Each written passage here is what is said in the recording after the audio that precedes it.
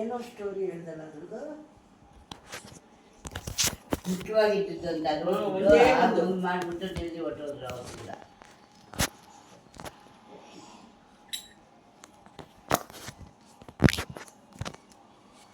ಜಾಸ್ತಿ ದಿನ ಆದ್ರೂ ಎಲ್ಲ ಮರ್ತೋತಿದೆ. ಇಲ್ಲ ನಂದು ಇದರಲ್ಲಿ ಐತೆ, ರೆಕಾರ್ಡಿಂಗ್ ಐತೆ. ಐತೆ ಅವ್ರ ಹತ್ರ ಇರ್ತದೆ. ಕರೆಕ್ಟ್ ನಿಮಗೆ 15ನೇ ಶ್ಲೋಕನೇ ಅದು. 15ನೇ ಶ್ಲೋಕದಲ್ಲಿ ಮೊದಲನೇ ಶ್ಲೋಕನ ಏನೋ ಹಾಂ, ಅದು 5ನೇ ಅಧ್ಯಾಯದಲ್ಲಿ 15ನೇ ಶ್ಲೋಕ. ಇದೆಲ್ಲ ಆಗಾಯ್ತಾ? 5 ಗಂಟೆಗೆ ಕರ್ಕೊಂಡು ಹೋಗ್ರಿ. ನೆನ್ನೆನಾ? ಜುಗುಸ್ಪಿತಂ ಧರ್ಮಕೃತಾನುಶಾಸತಃ. ಒಂದು ಸ್ವಭಾವರಕ್ತಸ್ಯ ಮಹಾನ್ ವೃತ್ತಿಕ್ರಮ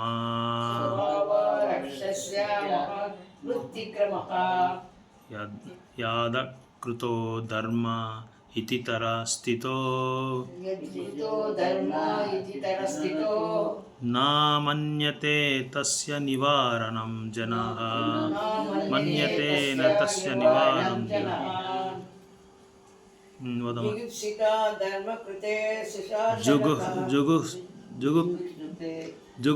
ಜುಗುಪ್ಸಿತಾಂ ಧರ್ಮಕೃತೇನುಶಾಸತಃ ಸ್ವಭಾವರಕ್ತಸ್ಯ ಮಹಾನ್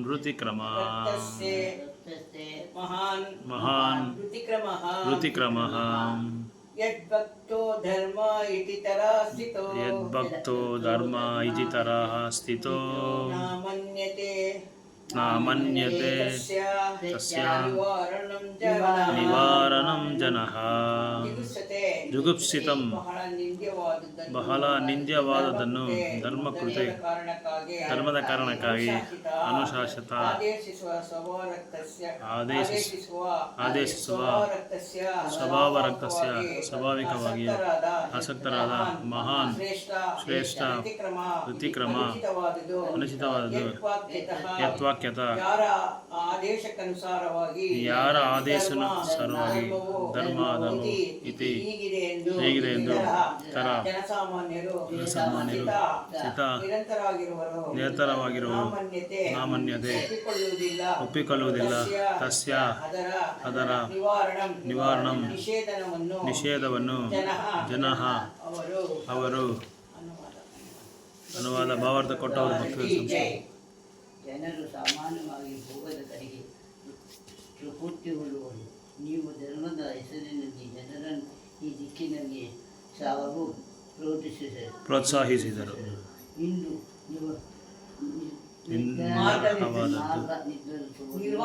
ನಿರ್ವಾಹವಾದದ್ದು ಮಾತ್ರವಲ್ಲ, ವಿವೇಚನೆಗೆ ಹೊರತದ್ದಾದರೂ ನೀವು ಅವರಿಗೆ ಹಾಗೆ ಮಾರ್ಗದರ್ಶನ ಮಾಡೋದರಿಂದ ಅವರು ಧರ್ಮದ ಹೆಸರಿನಲ್ಲಿಯೇ ಅಂತಹ ಚಟುವಟಿಕೆಗಳನ್ನು ನಡೆಸುತ್ತಾರೆ. ಆದರೆ ನಿಷೇಧಕ್ಕೆ ಗಮನ ಕೊಡುವುದೇ ಇಲ್ಲ.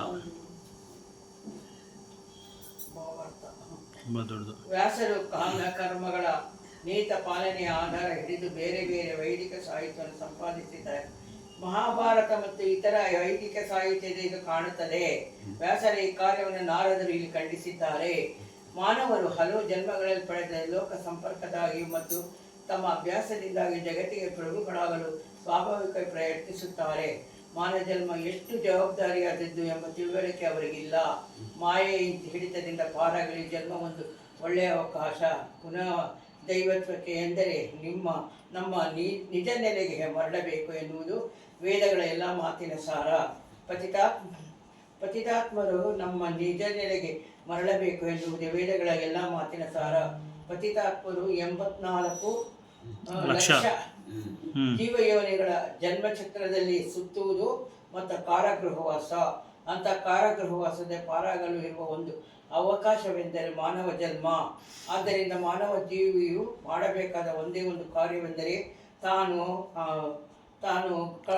ಕಳೆದುಕೊಂಡಿರುವ ಭಗವತ್ ಸಂಬಂಧವನ್ನು ಪುನಃ ಸ್ಥಾಪಿಸಿಕೊಳ್ಳುವುದು. ಹೀಗಿರುವಾಗ ಧರ್ಮ ಕಾರ್ಯದ ಹೆಸರಿನಲ್ಲಿ ಪುನಃ ಇಂದ್ರಿಯ ಭೋಗಕ್ಕೆ ಅವಕಾಶ ಕಲ್ಪಿಸಿಕೊಳ್ಳಬೇಕು. ಪ್ರೋತ್ಸಾಹ ಕೊಡುವುದು ಸರಿಯಿಲ್ಲ. ಮಾನವ ಶಕ್ತಿಯು ಹಾಗೆ ಸಲ್ಲುವ ದಾರಿ ಹೇಳಿದ ಪಕ್ಷಕ್ಕೆ ನಾಗರಿಕತೆಯನ್ನು ತಪ್ಪುದಾರಿಯಲ್ಲಿ ನಡೆಸಿದಂತಾಗುತ್ತದೆ. ಮಹಾಭಾರತದಲ್ಲಿ ಬರುವ ಪಕ್ಷಕ್ಕೆ ನಾಗರಿಕತೆ ವೈದಿಕ ಸಂಬಂಧವಾದ ವಿತರಣೆಗೆ ಅಧಿಕಾರಿಗಳು ವ್ಯಾಸರೇ. ಒಂದಲ್ಲೊಂದು ರೂಪದಲ್ಲಿ ಅವರು ಇಂದ್ರಿಯ ಭೋಗಕ್ಕೆ ನೀಡುವ ಅವಕಾಶ ಆಧ್ಯಾತ್ಮಿಕ ಪ್ರಗತಿಗೆ ದೊಡ್ಡ ಅಡಚಣೆ. ಏಕೆಂದರೆ ಜನರು ಸಾಮಾನ್ಯವಾಗಿ ಲೈಂಗಿಕ ಚಟುವಟಿಕೆಯನ್ನು ತ್ಯಜಿಸದೆ ಒಪ್ಪುವುದಿಲ್ಲ. ಇದು ಅವರನ್ನು ಲೈಂಗಿಕ ಬಂಧದಲ್ಲಿ ಸಿಲುಕಿಸುತ್ತದೆ. ನಾಗರಿಕತೆ ಒಂದು ಹಂತದಲ್ಲಿ ಲೈಂಗಿಕ ಚಟುವಟಿಕೆ ಧರ್ಮ ಹೆಸರಿನಲ್ಲಿ, ಉದಾಹರಣೆ ಯಜ್ಞದ ಹೆಸರಿನಲ್ಲಿ ನಡೆಸಲಾಗುತ್ತದೆ. ಪಶುಬಲಿಯ ಮೊದಲಾದವು ತುಂಬ ಪ್ರಜ್ವಲಿತವಾಗಿದ್ದವು.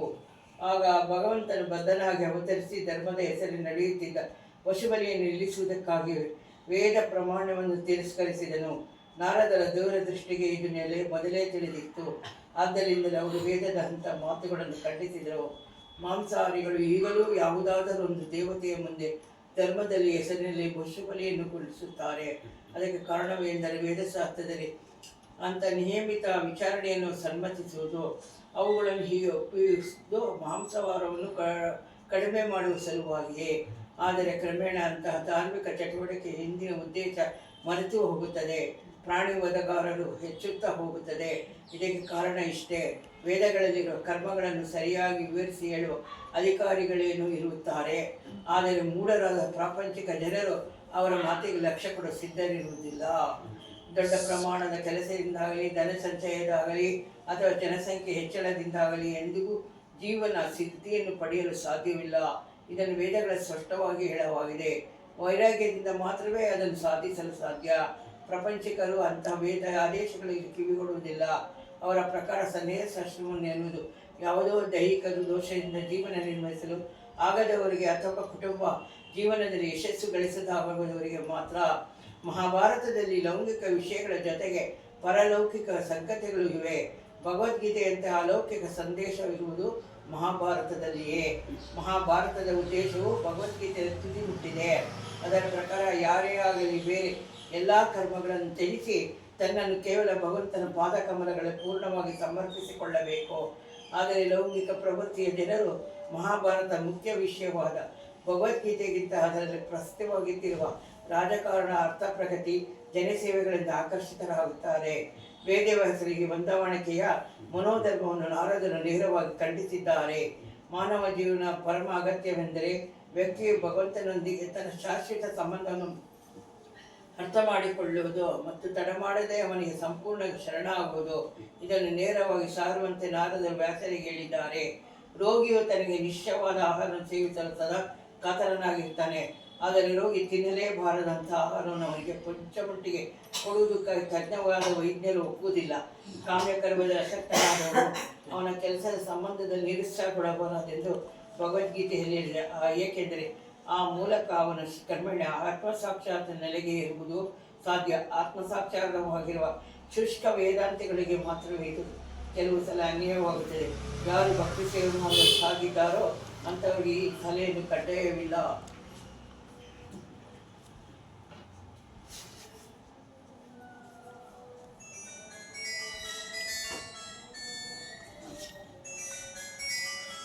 ಓಂ ಅಜ್ಞಾನತಿಮಿರಂಧಸ್ಯ ಜ್ಞಾನಾಂಜನಶಲಾಕಯ ಚಕ್ಷುರುನ್ಮಿಲಿತಂ ಯೇನ ತಸ್ಮೈ ಶ್ರೀ ಗುರುವೇ ನಮಃ. ಶ್ರೀ ಚೈತನ್ಯ ಮನೋಭೀಷ್ಟಂ ಸ್ಥಾಪಿತಂ ಯೇನ ಭೂತಲೆ ಸ್ವಯಂ ರೂಪ ಕದಾ ಮಹ್ಯಂ ದದಾತಿ ಸ್ವಪದಾಂತಿಕಂ. ವಾಂಛಾಕಲ್ಪತರುಭ್ಯಶ್ಚ ಕೃಪಾಸಿಂಧುಭ್ಯೇವ ಚ ಪತಿತಾನಾಂ ಪಾವನೇಭ್ಯೋ ವೈಷ್ಣವೇಭ್ಯೋ ನಮೋ ನಮಃ. ಜೈ ಶ್ರೀ ಕೃಷ್ಣ ಚೈತನ್ಯ ಪ್ರಭು ನಿತ್ಯಾನಂದ ಶ್ರೀ ಅದ್ವೈತ ಗದಾಧರ ಶ್ರೀವಾಸಾದಿ ಗೌರ ಭಕ್ತ ವೃಂದ. ಹರೇ ಕೃಷ್ಣ ಕೃಷ್ಣ ಕೃಷ್ಣ ಹರೇ ಹರೇ, ಹರೇ ರಾಮ ರಾಮ ರಾಮ ಹರೇ ಹರೇ, ಹರೇ ಕೃಷ್ಣ ಕೃಷ್ಣ ಕೃಷ್ಣ ಹರೇ ಹರೇ ಹರೇ ರಾಮ ರಾಮ ರಾಮ ಹರೇ ಹರೇ ಹರೇ ಕೃಷ್ಣ ಕೃಷ್ಣ ಕೃಷ್ಣ ಹರೇ ಹರೇ ರಾಮ ರಾಮ ರಾಮ ಹರೇ ಹರೇ. ಶ್ರೀಮದ್ ಭಾಗವತಂ 1ನೇ ಸ್ಕಂದ 5ನೇ ಅಧ್ಯಾಯ 15ನೇ ಶ್ಲೋಕ. ಸೊ ಈ ಶ್ಲೋಕದಲ್ಲಿ ಶ್ರೀಮದ್ ಭಾಗವತಂ ನಾರದರು ವೇದವ್ಯಾಸರಿಗೆ ಏನೇನು ಉಪದೇಶ ಮಾಡ್ತಾ ಇದ್ದಾರೆ ಅನ್ನೋದನ್ನು ಈ ಶ್ಲೋಕದ ಈ ಒಂದು ಅಧ್ಯಾಯದಲ್ಲಿ ತಿಳಿಸ್ತಾ ಇದ್ದಾರೆ.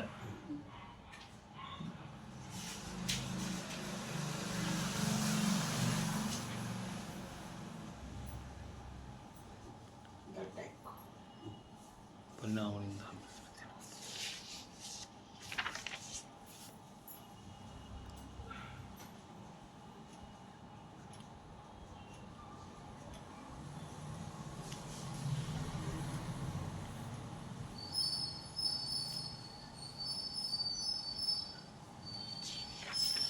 ಸೊ ನಾರದರು ಹೇಳ್ತಾ ಇದ್ದಾರೆ ವೇದವ್ಯಾಸರಿಗೆ, ನೀವು ಮಹಾಭಾರತ ಎಲ್ಲ ಬರೆದ್ರಿ, ಎಲ್ಲ ಗ್ರಂಥಗಳು ಬರೆದ್ರಿ, ಆದರೆ ನೀವು ಯಾವುದು ಬರಿಬೇಕೋ ಅದನ್ನು ನೀವು ಮರೆತು ಬಿಟ್ಟಿದ್ದೀರಾ, ನೀವು ಬರೆದಿಲ್ಲ.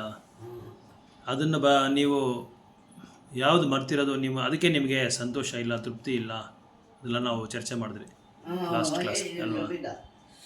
ವೇದವ್ಯಾಸರು ತುಂಬ ಉತ್ತಮ ಭಗವಂತನ ಸಾಹಿತ್ಯ ಸ್ವರೂಪ, ಆದ್ರೇನೋ ಅವ್ರಿಗೆ ಮಹಾಭಾರತ ಬರೆದ ಮೇಲೆ, ಕೆಲವು ಗ್ರಂಥಗಳು ಬರೆದ ಮೇಲೆ ತೃಪ್ತಿ ಇಲ್ದಿರ ಆಗೋಯ್ತು. ಅದಕ್ಕೆ ಅವರು ಕ್ಷೋಭೆನಲ್ಲಿರುವಾಗ ಇವರು ಕ್ಷೋಭೆ ಅಂದರೆ ದುಃಖವಾಗಿ ಯೋಚನೆ ಮಾಡ್ತಾಯಿದ್ರು, ನಾನು ಏನೋ ತಪ್ಪು ಮಾಡಿದ್ದೀನಿ ಅಂತ ಯೋಚನೆ ಮಾಡ್ತಾ ಇರುವಾಗ ಇವರು ಬಂದರು, ನಾರದ ಮುನಿ, ಅವ್ರ ಗುರುಗಳು ಬಂದು ನಾರದ ಮುನಿ ಹೇಳ್ತಾರೆ, ನೀವು ಏನೋ ಒಂದು ವ್ಯಥೆನಲ್ಲಿ ಇದ್ದೀರಾ, ಯಾಕೋ ಒಂದು ವ್ಯಥೆನಲ್ಲಿ ಇದ್ದೀರಾ, ಆ ವ್ಯಥೆ ಏನು ಅಂತ ನನಗೆ ಕಂಡು ಬರ್ತಾ ಇದೆ ಅಂತ. ಯಾಕಂದರೆ ಗುರುಗಳಿಗೆ ಎಲ್ಲ ಗೊತ್ತಾಗ್ಬಿಡುತ್ತೆ. ಸಾಮಾನ್ಯವಾಗಿ ಶಿಷ್ಯರು ಏನು ತಪ್ಪು ಮಾಡ್ತಾರೆ, ಶಿಷ್ಯರ ತಪ್ಪು ಮಾಡಿದ ಕಾರಣ ಏನು, ಅವ್ರ ಅದು ಯಾಕೆ ತಪ್ಪು ಮಾಡಿದ್ರು, ಯಾವುದರಿಂದ ಅವ್ರಿಗೆ ತೃಪ್ತಿ ಆಗಿಲ್ಲ, ಇದನ್ನೆಲ್ಲ ವೇದವ್ಯಾಸರು ಹೇಳ್ಕೊಂಬರ್ತಾ ಇದ್ದಾರೆ. ನೀವೆಲ್ಲ ಮಾಡಿದ್ರಿ, ಎಲ್ಲ ಬರೆದ್ರಿ, ಎಲ್ಲ ಗ್ರಂಥಗಳೆಲ್ಲ ಬರೆದಿದ್ದೀರಾ, ನಿಮಗೆ ಗೊತ್ತಿಲ್ಲದಿರೋದು ಏನಿಲ್ಲ, ನೀವು ಮುಕ್ತಾತ್ಮರು, ಭಗವಂತನೇ ಅವರು, ಸಾಕ್ಷಾತ್ ಭಗವಂತನೇ ವೇದವ್ಯಾಸರು. ಆದ್ರೇನೋ ನಾರದ ಮುನಿ ಹೇಳ್ತಾ ಇದ್ದಾರೆ, ನೀವು ಮುಕ್ತಾತ್ಮರು, ನಿಮ್ಗೆ ಗೊತ್ತಿರೋದು ಏನಿಲ್ಲ, ಆದ್ರೇನೋ ನೀವು ಏನು ಭಗವಂತನ ಗುಣಗಾನ ಮಾಡ್ತಾ ಇಲ್ಲ. ನಿಮ್ಗೆ ಹೇಳಿದೆ ಬ್ರಹ್ಮಸ್ವರೂಪ ಬಗ್ಗೆ ನೀವು ಮಾತಾಡಿದಿರಿ, ಆದರೆ ಜ್ಯೋತಿ ಸ್ವರೂಪದ ಬಗ್ಗೆ ನೀವೆಲ್ಲ ಮಾತಾಡಿದ್ದೀರಾ, ಕರ್ಮಕಾಂಡದ ಬಗ್ಗೆ ಹೆಚ್ಚಾಗಿ ಮಾತಾಡಿದ್ದೀರಾ. ಇದು ಮಾಡಿದ್ರೆ ಇದು ಬರುತ್ತೆ, ಅದು ಮಾಡಿದ್ರೆ ಇದು ಬರುತ್ತೆ. ಪರಿಹಾರಗಳು, ದೋಷ ಪರಿಹಾರಗಳು ಕರ್ಮಕಾಂಡದಲ್ಲಿ ಒಂದು ಭಾಗ, ಅದೊಂದು ಭಾಗ. ಆ ಭಾಗದಲ್ಲಿ ಒಂದೊಂದಕ್ಕೂ ಒಂದೊಂದು ಪರಿಹಾರ ಐತೆ, ಎಲ್ಲದಕ್ಕೂ ಪರಿಹಾರ ಐತೆ. ಸರ್ಪದೋಷಕ್ಕೆ ಪರಿಹಾರ ಐತೆ, ಮಕ್ಕಳಿಲ್ಲ ಪರಿಹಾರ ಐತೆ, ಮದುವೆ ಆಗಿಲ್ಲ ಪರಿಹಾರ ಐತೆ. ಆಮೇಲೆ ಇದು ಏನದು, ಈ ಅತ್ತೆ ಅಳಿಯ ಬಂದು ಒಂದೇ ಇದರಲ್ಲಿ ಇದೆ, ಅದೊಂದು ದೋಷ ಇದೆ, ಅದಕ್ಕೂ ಪರಿಹಾರ ಇದೆ, ಅದಕ್ಕೂ ಪರಿಹಾರ ಇದೆ. ಎಲ್ಲದಕ್ಕೂ ಪರಿಹಾರಗಳಿದೆ, ಪ್ರತಿಯೊಂದಕ್ಕೂ ಪರಿಹಾರಗಳಿದೆ. ಇದೆಲ್ಲ ಒಂದು ಇದರಲ್ಲಿ ಒಂದು ಸೆಕ್ಷನ್ನು, ವೇದಗಳಲ್ಲಿ ಒಂದು ಸೆಕ್ಷನ್ನು. ಆಷಾಢ ಮಾಸ ಅಲ್ಲ, ಇನ್ನೊಂದು ಮದುವೆ ಆಗಕ್ಕೆ ಮುಂದೆನೆ ಜಾತಕ ನೋಡುವಾಗ ಒಂದು ದೋಷ ಇರುತ್ತೆ. ಆ ದೋಷದಲ್ಲಿ ಅತ್ತೆ ಅಳಿಯ ಒಂದೇ ಜಾಗದಲ್ಲಿ ಇರಬಾರ್ದು, ಆ ಥರ ಒಂದು ದೋಷ ಇರುತ್ತೆ. ಕೆಲವು ಬಂದರೆ ಇದು ಕೆಟ್ಟದಾಗುತ್ತೆ, ಕೆಲವು ಬಂದರೆ ಒಳ್ಳೇದಾಗುತ್ತೆ. ಶನಿಕಾಟ ಇದೆಲ್ಲ ಇದೆ ಭೌತಿಕ ಪ್ರಪಂಚದಲ್ಲಿ. ಅದಕ್ಕೆ ಭಗವಂತ ಏನು ಹೇಳ್ತಾನಂದರೆ, ಈ 9 ಗ್ರಹಗಳಿದೆಯಲ್ಲ, ಈ ಗ್ರಹಗಳೆಲ್ಲ ನನ್ನ ಕಂಟ್ರೋಲಲ್ಲಿದೆ. ನರಸಿಂಹರು ಹೇಳ್ತಾರೆ, ನರಸಿಂಹ ಕವಚ ನೀವು ಓದಿದ್ರೆ ಒಂದೊಂದು ಅರ್ಥ ಓದಿದ್ರೆ ಅದರಲ್ಲಿ ಒಂದೇ ಒಂದು ಶ್ಲೋಕಕ್ಕೆ ಏನು ಅರ್ಥ ಹೇಳ್ತಾರೆ ಅಂದರೆ, ಈ ನವಗ್ರಹಗಳು ನನ್ನ ಕಂಟ್ರೋಲಲ್ಲಿದೆ, ನನ್ನ ನಿಯಂತ್ರಣದಲ್ಲಿದೆ. ನನ್ನ ನೀವು ಸಂತೃಪ್ತಿ ಮಾಡಿಬಿಟ್ರೆ ಈ ದೋಷಗಳೆಲ್ಲ ನೀವು ಏನು ನಿವಾರಣೆ ಮಾಡೋ ಅವಶ್ಯಕತೆನೇ ಇಲ್ಲ, ಪರಿಹಾರ ಮಾಡೋ ಅವಶ್ಯಕತೆ ಇಲ್ಲ. ಅದಕ್ಕೆ ತುಂಬ ಜನ ಭಕ್ತರು ಏನು ಮಾಡ್ತಾರೆ ಅಂದರೆ ನರಸಿಂಹ ಕವಚ ಓದ್ತಾರೆ, ನರಸಿಂಹ ಕವಚ. ಆಮೇಲೆ ಇನ್ನೊಂದೇನದು, ಡಾಕ್ಟ್ರಾಗಿ ಬಂದಿರಲ್ಲ ಕೃಷ್ಣ, ಇದು ಧನ್ವಂತ್ರಿ ಮಂತ್ರ ಓದ್ಬೋದು, ತುಳಸಿಗೆ ಪ್ರಣಾಮ ಮಾಡ್ಬೋದು ಇಂಥ ಟೈಮಲ್ಲಿ, ಇಂಥ ಸಮಯದಲ್ಲಿ. ಅಲ್ಲ, ಈ ನವಗ್ರಹಗಳ ಬಗ್ಗೆ ನಾನು ಹೇಳಿದೆ. ಇದು ನವಗ್ರಹ ಧನ್ವಂತರಿ ಇದು ಅದಾದಮೇಲೆ ಭಗವಂತನ ನಾಮ ಎಲ್ಲದಕ್ಕಿಂತ ಉತ್ತಮವಾದ ಶ್ರೇಷ್ಠವಾದದ್ದು. ಆಮೇಲೆ ಪ್ರಾರ್ಥನೆ. ಯಾಕಂದರೆ ಯಾರೂ ಇಲ್ಲಿ ಶಾಶ್ವತವಾಗಿ ಇರೋಕ್ಕಾಗಲ್ಲ. ಯಾರ ಕೈಲಿ ಇರೋಕ್ಕಾಗತ್ತೆ ಶಾಶ್ವತ? ಈ ಪ್ರಪಂಚನೇ ಭಗವಂತ ಏನು ಹೇಳಿದಾನೆ, ನಿತ್ಯವಾದದ್ದಲ್ಲ ಇದು, ಸುಖನೂ ಕೊಡೋಲ್ಲ ಇಲ್ಲಿ. ಇನ್ಯಾಕೆ ಇಲ್ಲಿ ಇದ್ದೀಯಾ? ಏನೋ ಇದು ತಪ್ಪು ಮಾಡಿಕೊಂಡು ನಾವು ಇಲ್ಲಿ ಬಂದ್ಬಿಟ್ಟಿದ್ದೀರಿ. ಏನೋ ಕಾರಣದಿಂದ ಭಗವಂತನ ಬೇಡ ಅಂತ ಹೇಳ್ಬಿಟ್ಟು ಎಲ್ಲ ಅಲ್ಲಿದ್ದವರೇ ನಾವೆಲ್ಲ ಅಲ್ಲಿದ್ಕೊಂಡು ಭಗವಂತನ ಇದು ನೋಡ್ಬಿಟ್ಟು ಆ ಏನು ಜಬರ್ದಸ್ತ್ ಇರ್ತೀರ, ಭಗವಂತ ಜಬರ್ದಸ್ತು.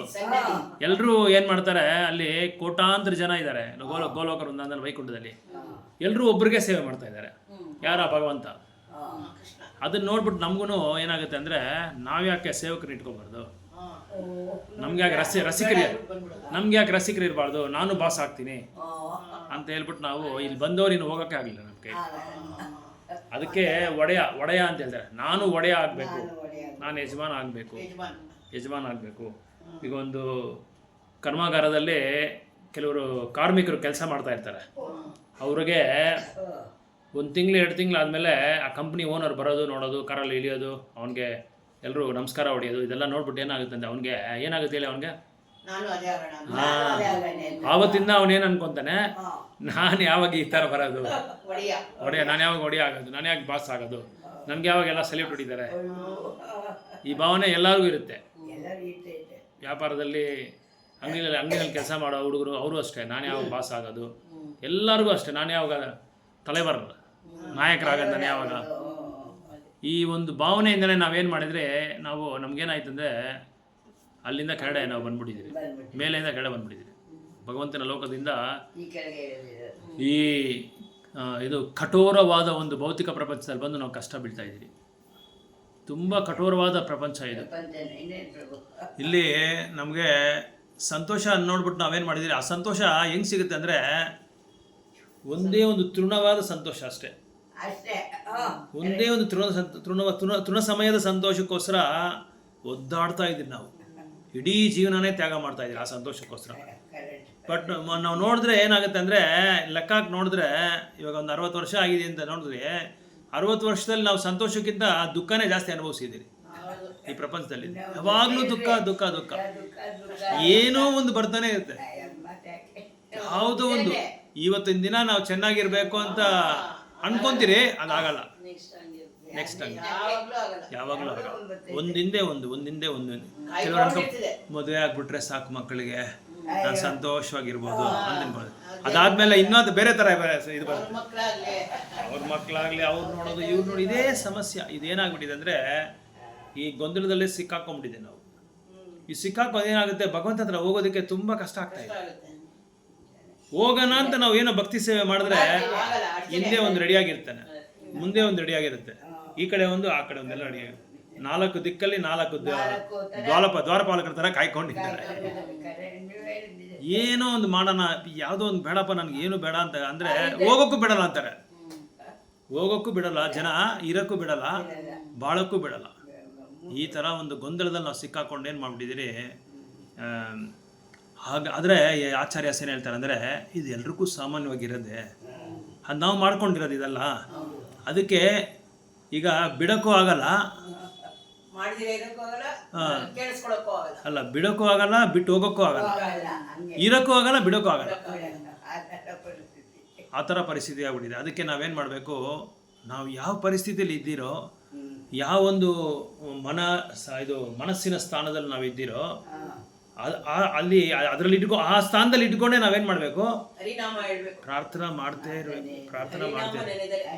ಭಗವಂತನ ನಾಮ ಹೇಳ್ತಾನೆ ಇರಬೇಕು. ಭಗವಂತನ ನಾಮ ಹೇಳೋದು, ಭಾಗವತ ಓದೋದು, ಭಗವಂತನ ನಾಮ ಹೇಳೋದು. ಅದರಿಂದ ಏನಾಗುತ್ತೆ ಅಂದರೆ ನಮಗೆ ಅದೆಲ್ಲ ಸ್ವಲ್ಪ ರುಚಿ, ಅದ್ರ ಮೇಲೆ ರುಚಿ ಜಾಸ್ತಿ ಆಗುತ್ತೆ. ಭಕ್ತಿ ಮೇಲೆ, ಭಗವಂತನ ಮೇಲೆ ರುಚಿ ಜಾಸ್ತಿ ಆಗಿ ಇದು ಸ್ವಲ್ಪ ದೂರ ಹೋಗ್ತಾ ಇರುತ್ತೆ. ಎಷ್ಟೇ ಕಷ್ಟ ಇರಲಿ ಅದನ್ನು ದೂರ ಮಾಡ್ತಾನೆ ಭಗವಂತ. ಯಾಕೆ ದೂರ ಮಾಡ್ತಾನೆ ಅಂದರೆ, ನನಗೋಸ್ಕರ ಸಮಯ ಕೊಟ್ಟಿದ್ದಾನೆ ಇವನು, ನನ್ನ ಭಕ್ತ, ನನ್ನ ಬಗ್ಗೆ ತಿಳ್ಕೊಬೇಕು ಅಂತ, ನನಗೋಸ್ಕರ ನಾನು ತಿಳ್ಕೊಬೇಕು ಅಂತ ಇವನು ಕಷ್ಟಪಡ್ತಾ ಇದ್ದಾನೆ, ಸಾಧನೆ ಮಾಡ್ತಾ ಇದ್ದಾನೆ. ಇವನು ಎಲ್ಲ ಬಿಟ್ಟು ನನಗೋಸ್ಕರ ಕಷ್ಟ ಬೀಳ್ತಾ ಇದ್ದಾನೆ. ಇವನಿಗೇನಾದರೂ ಒಂದು ನಾವು ಮಾಡಬೇಕು, ಸ್ವಲ್ಪ ಅನುಗ್ರಹ ಕೊಡಬೇಕು, ಇವನಿಗೆ ಕರುಣೆ ಕೊಡಬೇಕು ಅವಾಗೇನು ಮಾಡ್ತಾನೆ, ಏನೇ ಸಮಸ್ಯೆ ಬರಲಿ ಅದರಿಂದ ದೂರ ಮಾಡೋಕ್ಕೆ ಶಕ್ತಿ ಕೊಡ್ತಾನೆ. ಶಕ್ತಿ ಮತ್ತು ಜ್ಞಾನ ಕೊಟ್ಟು ಅದನ್ನು ಅದರಿಂದ ಪಾರು ಮಾಡ್ತಾನೆ. ಅದಕ್ಕೆ ಶಾಸ್ತ್ರಗಳು ನಾವೇನಕ್ಕೆ ಓದಬೇಕು ಅಂದರೆ, ಇದನ್ನೆಲ್ಲ ನಮ್ಮ ಕೈಯಲ್ಲಿ ತಡೆಯೋಕ್ಕಾಗಲ್ಲ. ನಮಗೆ ತಡೆಯೋದಕ್ಕೆ ಶಕ್ತಿ ಇಲ್ಲ. ಯಾಕೆ ಶಕ್ತಿ ಇಲ್ಲ ಅಂದರೆ, ನಾವಿನ್ನೂ ದೇಹ ಅಂತ ಒಂದು ಸಾಕ್ಷಾತ್ಕಾರದಲ್ಲೇ ಇದ್ದೀರಿ. ಇನ್ನು ಅದಕ್ಕೆ ಯಾವಾಗ ನಾವು ನಂದು ನಮ್ಮವರು ಅನ್ನೋ ಸಾಕ್ಷಾತ್ಕಾರ ಅದಿರೋವರೆಗೂ ನಮಗೆ ಆತ್ಮ ಸಾಕ್ಷಾತ್ಕಾರ ಆಗಲ್ಲ. ಅದಕ್ಕೆ ಭಗವದ್ಗೀತಾ ಏನು ಹೇಳ್ತಾರೆ ಅಂದರೆ, ಎಲ್ಲ ಉಪನಿಷತ್ತಲ್ಲಿ ಶ್ರೇಷ್ಠವಾದ ಉಪನಿಷತ್ ಭಗವದ್ಗೀತಾ. ಎಲ್ಲ ಪುರಾಣದಲ್ಲಿ ಶ್ರೇಷ್ಠವಾದದ್ದು ಭಾಗವತ್ ಪುರಾಣ. ಇದು ಓದೋದ್ರಿಂದ ನಮಗೇನಾಗುತ್ತೆ ಅಂದರೆ, ಈ ಜನ್ಮದಲ್ಲೇ ಇವರು ನನಗೆ ನನ್ನ ಪರಿವಾರದಲ್ಲಿದ್ದಾರೆ. ಇವರು ಹಿಂದಿನ ಜನ್ಮದಲ್ಲಿ ಯಾರು ನಾನು ಯಾರು ಅಂತ ಗೊತ್ತಿಲ್ಲ, ಅವ್ರು ಯಾರು ಅಂತ ಗೊತ್ತಿಲ್ಲ, ನಾನು ಯಾರೋ ಅವ್ರು ಯಾರೋ, ಇನ್ನು ಮುಂದಿನ ಜನ್ಮದಲ್ಲಿ ಏನಾಗುತ್ತೆ ಗೊತ್ತಿಲ್ಲ. ಅದಕ್ಕೆ ಯಾಕೆ ನಾನು ಇಷ್ಟು ಕಷ್ಟ ಬೀಳಬೇಕು, ಏನಕ್ಕೆ ಇಷ್ಟು ನಾನು ತೊಂದರೆ ತೊಗೋಬೇಕು? ಸೊ ಅದಕ್ಕೇನು ಮಾಡಬೇಕು, ಭಗವಂತನ ಯಾವಾಗಲೂ ಗುಣಗಾನ ಮಾಡ್ತಾ ಇರಬೇಕು. ಅವರ ಒಂದು ಚಿಂತನೆಯಲ್ಲೇ ಇರಬೇಕು ನಾವು ಸದಾ. ಅವ್ರ ಚಿಂತೆಯಲ್ಲಿ ಏನೋ ಈಗ ನಾವು ಅಳೋದಿಂದನೋ ಇಲ್ಲ ನಾವು ನೋಡೋದಿಂದನೋ ನಾವು ಕಷ್ಟ, ಅದರಿಂದ ಅದನ್ನು ಸ್ಟಾಪ್ ಮಾಡೋಕ್ಕಾಗಲ್ಲ. ಯಾಕಂದರೆ ನಾವೆಲ್ಲರೂ ಏನಂದರೆ ಬದ್ಧಾತ್ಮರು. ನಮಗೆ ಒಂದು ಮಿತಿ ಇದೆ, ಲಿಮಿಟ್ ಇದೆ. ಅದೇ ಭಗವಂತ ಅನ್ಲಿಮಿಟ್ಟು. ಅವ್ರು ಏನು ಅನ್ಕೊಬೇಕೋ ಅದು ಸಾಧಿಸ್ತಾರೆ ಅವರು. ನಮ್ಮ ಕೈಯಲ್ಲಿ ಏನೂ ಇಲ್ಲ. ನಾವೇನು ಮಾಡಬೇಕು, ನಮಗೆ ಕೊಟ್ಟಿರೋ ದಾರಿ ತೋರಿಸಿರೋ ಈ ದಾರಿ ದೀಪನ ನಾವೇನು ಮಾಡಬೇಕು, ಅದನ್ನು ನಾವು ಕಲ್ತ್ಕೊಂಡು ಓದ್ತಾ ಇರಬೇಕು. ನಾಮ ಜಪ ಮಾಡ್ತಾ ಇರಬೇಕು. ನಮ್ಮ ಕೈಯಲ್ಲಿ ಏನಾಗುತ್ತೋ ಭಕ್ತಿ ಸೇವೆ ಅದನ್ನು ಮಾಡ್ಕೊಂಡು ಹೋಗ್ತಾ ಇರಬೇಕು. ಆಗೋದೆಲ್ಲ ಆಗಲಿ, ಗೋವಿಂದನ ದಯೆ ಇರಲಿ ಅಷ್ಟೇ. ಸೊ ಅದೇ ಇಲ್ಲಿ ಇವರು ಹೇಳ್ತಾ ಇದ್ದಾರೆ, ವ್ಯಾಸರು ಜನರು ಸಾಮಾನ್ಯವಾಗಿ ಭೋಗದ ಕಡೆದೆ ಪ್ರವೃತ್ತಿಯುಳ್ಳವರು. ಕಾರಣ ಇದೆ ಪ್ರಾಬ್ಲಮ್. ಭೋಗದ ಕಡೆ ಪ್ರವೃತ್ತಿ ಅಂದರೆ ಯಾವಾಗಲೂ ಅನುಭವಿಸ್ಬೇಕು, ಹೊಸದಾಗಿ ಅನುಭವಿಸ್ಬೇಕು, ಹೊಸ ತಿಂಡಿಗಳು ತಿನ್ನಬೇಕು, ಹೊಸ ಜಾಗಕ್ಕೆ ಹೋಗ್ಬೇಕು. ಭೋಗ ಅಂತ ಅದೊಂದೇ ಅಲ್ಲ, ಭೋಗ ಕಾಮ ಅವ್ನು ಅನುಭವಿಸ್ಬೇಕು, ಇವ್ನು ಅನುಭವಿಸ್ಬೇಕು, ಎಲ್ಲಾನು ಬರುತ್ತೆ. ಎಲ್ಲ ಭೋಗ ಅಂದರೆ ಎಲ್ಲ ಬರುತ್ತೆ. ಕ್ರೀಡೆ ಆಡೋದು ಭೋಗ, ಸಿನಿಮಾಗೆ ಹೋಗೋದು ಭೋಗ, ಹೊಸ ಗಾಡಿಗಳು ತೆಗೆಯೋದು ಭೋಗ, ಹೊಸ ಮೊಬೈಲ್ ತೆಗೆಯೋದು ಭೋಗ, ಮೊಬೈಲ್ ಒಳಗಡೆ ಹೋಗಿ ಅದನ್ನು ನೋಡಿಕೊಂಡು ಕಾಲ ಕಳೆಯೋದು ಅದೊಂದು ಭೋಗ, ದೊಡ್ಡ ಭೋಗ. ಇವಾಗ ಅದೇ ಎಲ್ಲದಕ್ಕಿಂತ ಮಹಾಭೋಗ ಏನಂದರೆ ಅದೇ ಮಹಾಭೋಗ. ಆ ಮಹಾಭೋಗದಿಂದ ಏನಾಗ್ತೀರಿ, ಭೋಗದಿಂದ ನಾವು ನಮ್ಮ ಜೀವನನೇ ನಾವು ನಾಶನ ಮಾಡ್ಕೊಳ್ತಾ ಇದ್ದೀವಿ. ಭಗವಂತನೇ ಜ್ಞಾಪಕನೇ ಬರಲ್ವಲ್ಲ, ಭಗವಂತ ಜ್ಞಾಪಕನೇ ಇರಲ್ಲ ಅಷ್ಟೇ. ನೀವು ಧರ್ಮದ ಹೆಸರಿನಲ್ಲಿ ಜನರನ್ನು ಆ ದಿಕ್ಕಿನಲ್ಲಿ ಸಾಗಲು ಪ್ರೋತ್ಸಾಹಿಸಿದ್ದೀರಿ. ಇದು ನಿಂದಾರ್ಹವಾದದ್ದು ಮಾತ್ರವಲ್ಲ, ವಿವೇಚನೆಗೆ ಹೊರತಾದದ್ದು. ನೀವು ಅವರಿಗೆ ಹಾಗೆ ಮಾರ್ಗದರ್ಶನ ಮಾಡಿರೋದ್ರಿಂದ ಅವರು ಧರ್ಮದ ಹೆಸರಿನಲ್ಲಿ ಅಂತಹ ಚಟುವಟಿಕೆಗಳು ನಡೆಸುತ್ತಾರೆ, ಆದರೆ ನಿಷೇಧಕ್ಕೆ ಗಮನ ಕೊಡೋದೂ ಇಲ್ಲ. ಸೊ ಇಲ್ಲಿ ವೇದವ್ಯಾಸರು ಹೇಳ್ತಾ ಇದ್ದಾರೆ, ನೀವು ಧರ್ಮದ ಹೆಸರಿನಲ್ಲಿ ಜನರಿಗೆ ಈ ದಿಕ್ಕಲ್ಲಿ ಹೋಗಿ, ಈ ದಾರಿನಲ್ಲಿ ಹೋಗಿ ಅಂತ ನೀವು ಪ್ರೋತ್ಸಾಹ ಮಾಡಿದ್ದೀರಾ ಅಂತ ಹೇಳ್ತಾ ಇದ್ದಾರೆ. ಇದು ನಿಂದಾರ್ಹವಾದದ್ದು ಮಾತ್ರವಲ್ಲ, ವಿವೇಚನೆಗೆ ಹೊರತಾದದ್ದು. ಸೊ ಇದು ಬಂದು ತುಂಬ ಬುದ್ಧಿ ಕೊಡೋ ಒಂದು ವಿಷಯ ಅಂತ ಹೇಳ್ತಾ ಇದ್ದಾರೆ, ಜನರಿಗೆ ಬುದ್ಧಿ ಕೊಡೋ ವಿಷಯ. ನೀವು ಅವರಿಗೆ ಹಾಗೆ ಮಾರ್ಗದರ್ಶನ ಮಾಡುವುದರಿಂದ ಅವರು ಧರ್ಮದ ಹೆಸರಿನಲ್ಲಿ ಅಂತಹ ಚಟುವಟಿಕೆಗಳನ್ನು ನಡೆಸುತ್ತಾರೆ. ನೀವು ಈ ಥರ ಒಳ್ಳೆ ಜ್ಞಾನ ಕೊಡೋದ್ರಿಂದ ಏನಾಗುತ್ತೆ, ಜನ ಒಳ್ಳೆ ದಾರಿಗೆ ಹೋಗ್ತಾರೆ, ಒಳ್ಳೆ ಕಾರ್ಯಗಳು ಮಾಡ್ತಾರೆ, ಆದರೆ ನಿಷೇಧಕ್ಕೆ ಗಮನ ಕೊಡುವುದಿಲ್ಲ. ಆದರೆ ಯಾವ್ದು ನಾವು ನಿಷೇಧ ಮಾಡಬೇಕು, ಯಾವುದು ನಾವು ತಗೋಬಾರ್ದು, ಯಾವುದು ನಾವು ಮಾಡಬಾರ್ದು, ಯಾರ ಜೊತೆ ನಾವು ಹೋಗಬಾರ್ದು, ಎಲ್ಲೆಲ್ಲಿ ನಾವು ಹೋಗಬಾರ್ದು, ಇಂಥ ನಿಷೇಧಕ್ಕೆ ಅವ್ರು ಗಮನ ಕೊಡ್ತಾ ಇಲ್ಲ. ಏನು ಸಿಕ್ಕಿದ್ರೆ ಅದು ಮಾಡ್ತಾ ಇರ್ತಾರೆ, ಎಲ್ಲಿ ಬೇಕಾದ್ರೆ ಅಲ್ಲಿ ಹೋಗ್ತಾ ಇರ್ತಾರೆ, ಯಾರ ಜೊತೆ ಅದ ಅವ್ರ ಜೊತೆ ಹೋಗ್ತಾ ಇರೋದು, ಏನು ಬೇಕಾದ್ರೆ ತಿಂತಾ ಇರೋದು, ಎಲ್ಲಿ ಬೇಕಾದಲ್ಲಿ ಹೋಗೋದು, ಸಿಕ್ಕಾಪಟ್ಟೆ ದುಡ್ಡು ಖರ್ಚು ಮಾಡೋದು, ಮತ್ತು ಏನಕ್ಕೂ ಗಮನ ಕೊಡೋಲ್ಲ, ಅಂಥದಕ್ಕೆಲ್ಲ ಗಮನ ಕೊಡೋಲ್ಲ. ಇದು ಮಾಡಬೇಕು, ಇದು ಮಾಡಬಾರ್ದು ಅನ್ನೋದೇ ಇಲ್ಲ. ಅದು ಕೆಲವ್ರಿಗೆ ಗೊತ್ತಿದ್ದು ಮಾಡ್ತಾರೆ, ಕೆಲವರಿಗೆ ಗೊತ್ತಿಲ್ಲ, ಏನಾಗುತ್ತೆ ಅಂತ ಗೊತ್ತಿಲ್ಲ, ಆದರೆ ಮಾಡ್ತಾ ಇರ್ತಾರೆ. ಅವ್ರ ಸ್ವಭಾವ, ಅವ್ರ ಬುದ್ಧಿ ಹಂಗೆ, ಅವ್ರ ಬುದ್ಧಿ ಹಿಂಗೆ ಈ ಥರ. ಕೆಲವರು ತಿಳ್ಕೊಂಡು ಮಾಡ್ತಾರೆ, ಕೆಲವರು ತಿಳಿದೇ ಇದ್ದೇನೂ ಮಾಡ್ತಾರೆ. ಸೊ ತಿಳ್ಕೊಂಡು ಮಾಡದೇ ಇದ್ರೆ ಅದು ತುಂಬ ದೊಡ್ಡ ತಪ್ಪದು. ಅಲ್ಲಿಂದನೇ ನಮಗೆ ಪಾಪ ಸ್ಟಾರ್ಟ್ ಆಗೋದು. ಪಾಪ ಕಾರ್ಯ ಸ್ಟಾರ್ಟ್ ಆಗೋದೇನೆಂದರೆ, ಅದಕ್ಕೆ ಕೂಟ ಅಂತ ಹೇಳ್ತಾರೆ. ಅದಕ್ಕೆ ಕೂಟ ಅಂದರೆ ಆಸೆ ಬರೋದು, ಆಸೆನ ಬೆಳೆಸ್ಕೊಳ್ಳೋದು. ಇದು ಮಾಡೋಣ, ಅದು ಮಾಡೋಣ, ಅಲ್ಲೋಗೋಣ, ಇಲ್ಲೋಗೋಣ, ಇದು ಜೂದ ಆಡೋಣ, ಅವನ ಜೊತೆಲಿ ಹೋಗೋಣ, ಇವನ ಜೊತೆಲಿ ಹೋಗೋಣ, ಇದೆಲ್ಲ ಏನಾಗುತ್ತೆ ಅಂದರೆ ಕೂಟ ಆಸೆಗಳು ಬೆಳೆಸ್ಕೋದು. ಆಮೇಲೆ ಈ ಸಿನಿಮಾಗೆ ಹೊಸ ಸಿನಿಮಾಗೆ ರಿಲೀಸ್ ಮಾಡಿದ್ದಾರೆ. ಆಸೆನೇ ದುಃಖಕ್ಕೆ ಕಾರಣ. ಆಸೆ, ಇದನ್ನ ಕೂಟ ಅಂತ ಹೇಳೋದು. ಅದಾದ್ಮೇಲೆ ಈ ಕೂಟ ಯಾವಾಗ ಬಂತೋ ಅಲ್ಲೇ ನಾವು ನಿಲ್ಲಿಸ್ಕೊಂಡ್ಬಿಟ್ಟಿದ್ದು, ನಾವು ಮಾಡ್ತಾ ಇರೋ ತಪ್ಪು ಅಂತ ತಿಳ್ಕೊಂಬಿಟ್ರೆ ಬೀಜಕ್ಕೆ ಹೋಗಲ್ಲ. ಬೀಜ ಅವಾಗ ಏನಾಗುತ್ತೆ, ಕೂಟ ಆಸೆ ಸ್ಟಾರ್ಟ್ ಆದರೆ ಬೀಜನ ಇದು ಮಾಡ್ತೀರಿ, ಬೀಜನ ನಾಟ್ತೀರಿ. ಆ ಬೀಜ ನಾಟುವಾಗ ಏನಾಗುತ್ತೆ, ಅವಾಗ ಊಟ ಎಲ್ಲ ಹೋಗ್ತದೆ. ಕಾರ್ಯಗಳು ಮಾಡ್ತಾ ಇರ್ತೀರಿ. ಅವಾಗ ತಪ್ಪು ಕಾರ್ಯನೋ ಒಳ್ಳೆ ಕಾರ್ಯನೋ ಮಾಡ್ತಾ ಇರ್ತೀರಿ. ಅವಾಗ ಅದೇನಾಗುತ್ತೆ, ಪ್ರಾರಬ್ಧ ಅಪ್ರಾರಬ್ಧ ಸ್ಟಾರ್ಟ್ ಆಗುತ್ತೆ. ಅಪ್ರಾರಬ್ಧ ಅಂದರೆ ಇನ್ನೂ ನಾವು ಮಾಡಿರೋ ಇದು ಬೀಜ ಬಿತ್ತನೆ ಮಾಡಿದ್ರಲ್ಲ ಅದು ಇನ್ನೂ ಪ್ರಕಟ ಆಗಿಲ್ಲ ಅಂತ ಅರ್ಥ. ಅದಕ್ಕೆ ಅಪ್ರಾರಬ್ಧ. ಪ್ರಾರಬ್ಧ ಅಂದರೆ ಅದು ಪ್ರಕಟ ಆಯಿತು ಅಂತ ಅರ್ಥ. ಈಗ ಒಂದು ನೆಲ್ಲಿಕಾಯಿ ಗಿಡ ನಡ್ತೀರಿ, ಅದು ನೆಲ್ಲಿಕಾಯಿ ಗಿಡ ನಡ್ತೀನಿ ಅಂತ ನಾವು ಏನು ಮಾಡ್ತೀರಿ, ಒಂದು ಡೇಟ್ ಫಿಕ್ಸ್ ಮಾಡ್ಕೊತೀರಿ. ಈ ಡೇಟಲ್ಲಿ ನಾನು ನೆಲ್ಲಿಕಾಯಿ ಗಿಡ, ತುಳಸಿ ಗಿಡ ನಡ್ತೀನಿ ಅಂತ ಫಿಕ್ಸ್ ಮಾಡ್ಕೊಳ್ಳೋದು ಕೂಟ. ಬೀಜ ಏನಂದರೆ ಅದಕ್ಕೆ ಡೇಟ್ ಫಿಕ್ಸ್ ಮಾಡಿರ್ತಲ್ಲ, ಅದು ಆಸೆ ಬಂದ್ಬಿಡ್ತಲ್ಲ. ಅವಾಗ ಏನು ಮಾಡ್ತೀರಿ, ಆ ಬೀಜನ ಹೋಗಿ ಆ ಡೇಟಲ್ಲಿ ಗಿಡನ ನಟ್ಬಿಡ್ತೀರಿ. ನಟ್ಟ ತಕ್ಷಣ ಏನಾಗುತ್ತೆ, ಅದು ಸ್ವಲ್ಪ ಬೆಳೀತದೆ. ನೀರು ಆಡ್ತಾ ಬೆಳೀತಾ ಅದೇನಾಗುತ್ತೆ, ದೊಡ್ಡದಾಗುತ್ತೆ. ಆಮೇಲೆ ಇದು ಬರುತ್ತೆ, ಎಲೆ ಬರುತ್ತೆ, ಕಾಯಿ ಬರುತ್ತೆ, ಕಾಯಿ ಮೇಲೆ ಎಲೆ ಬರುತ್ತೆ, ಎಲೆ ಆದಮೇಲೆ ಸ್ವಲ್ಪ ದಿನ ಆದಮೇಲೆ ಹಣ್ಣಾಗ್ಬಿಡುತ್ತೆ. ಯಾವಾಗ ಅದು ಹಣ್ಣಾಗುತ್ತೋ ನಾವು ಮಾಡಿರೋ ಆ ಕೆಲಸ ಅದು ಅವಾಗ ಪ್ರಕಟ ಆಗಿಬಿಡುತ್ತೆ. ಕೆಲವು ಅಪ್ರಕಟದಲ್ಲಿರುತ್ತೆ, ಕೆಲವು ಪ್ರಕಟದಲ್ಲಿರುತ್ತೆ. ಅಪ್ರಕಟ ಯಾಕೆ ಆಗಲ್ಲ ಅಂದರೆ ಅದು ಇನ್ನೂ ಬೀಜ ಅನ್ನ ಆಗಿಲ್ಲ ಅಂತ ಅರ್ಥ. ಕೆಲವರು ಇವ್ರು ಏನು ಮಾಡ್ತಾರೆ, ಕಳ್ತನ ಮಾಡಿರ್ತಾರೆ ಬ್ಯಾಂಕಲ್ಲಿ. ಆದರೆ ಕಳ್ತನ ಮಾಡಿಬಿಟ್ಟು ತಪ್ಪಿಸ್ಕೊಂಡು ಹೊಟ್ಟೋಗ್ಬಿಡ್ತಾನೆ. ಪೊಲೀಸವರು ಅವ್ನು ಇನ್ನೂ ಹಿಡಿದಿಲ್ಲ. ಆದರೆ ಸ್ವಲ್ಪ ವರ್ಷಗಳಾದಮೇಲೆ ಆ ಕೇಸ್ ಫೈಲ್ ತೊಗೊಂಡು ಅವನೋಗಿ ಹಿಡಿತಾರೆ. ಇಷ್ಟು ದಿನ ಯಾಕೆ ಹಿಡಿದಿಲ್ಲ ಅಂದರೆ ಅದು ಇನ್ನೂ ಫಲ ಆಗಿಲ್ಲ. ಫಲೋನ್ ಬೀಜ ಅಂತ ಹೆಸರು ಅದಕ್ಕೆ. ಅದಿನ್ನೂ ಫಲ ಆಗಿ ಹಣ್ಣಾಗಿಲ್ಲ, ಅದಕ್ಕೆ ಅವನು ಇನ್ನೂ ಸಿಕ್ಕಲಿಲ್ಲ. ಆಮೇಲೆ ಕೆಲವು ವರ್ಷಗಳ ನಂತರ ಅವ್ನು ಸಿಗ್ತಾನೆ. ಆವಾಗ ಅದೇನಾಗುತ್ತೆ, ಅದು ಪ್ರಾರಬ್ಧ ಗೊತ್ತಾಗ್ಬಿಡುತ್ತೆ, ಪ್ರಕಟಣೆ ಆಗುತ್ತೆ. ಈ ಥರ ನಾವು ಫಸ್ಟ್ ಕೂಟದಲ್ಲಿರುವಾಗೆ ಅದನ್ನು ಸ್ಟಾಪ್ ಮಾಡಬೇಕು.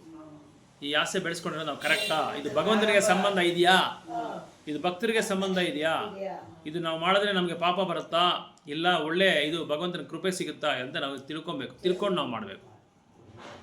ವ್ಯಾಸರು ಕಾಮ್ಯ ಕರ್ಮಗಳ ನಿಯತ ಪಾಲನೆಯ ಆಧಾರ ಹಿಡಿದು ಬೇರೆ ಬೇರೆ ವೈದಿಕ ಸಾಹಿತ್ಯಗಳನ್ನು ಸಂಪಾದಿಸಿದರು. ಮಹಾಭಾರತ ಮತ್ತು ಇತರ ವೈದಿಕ ಸಾಹಿತ್ಯಗಳು ಇದು ಕಾಣುತ್ತದೆ. ವ್ಯಾಸರ ಈ ಕಾರ್ಯವನ್ನು ನಾರದರು ಇಲ್ಲಿ ಖಂಡಿಸುತ್ತಿದ್ದಾರೆ. ಸೊ ನಾರದರು ಅದನ್ನು ಖಂಡನೆ ಮಾಡ್ತಾ ಇದ್ದಾರೆ.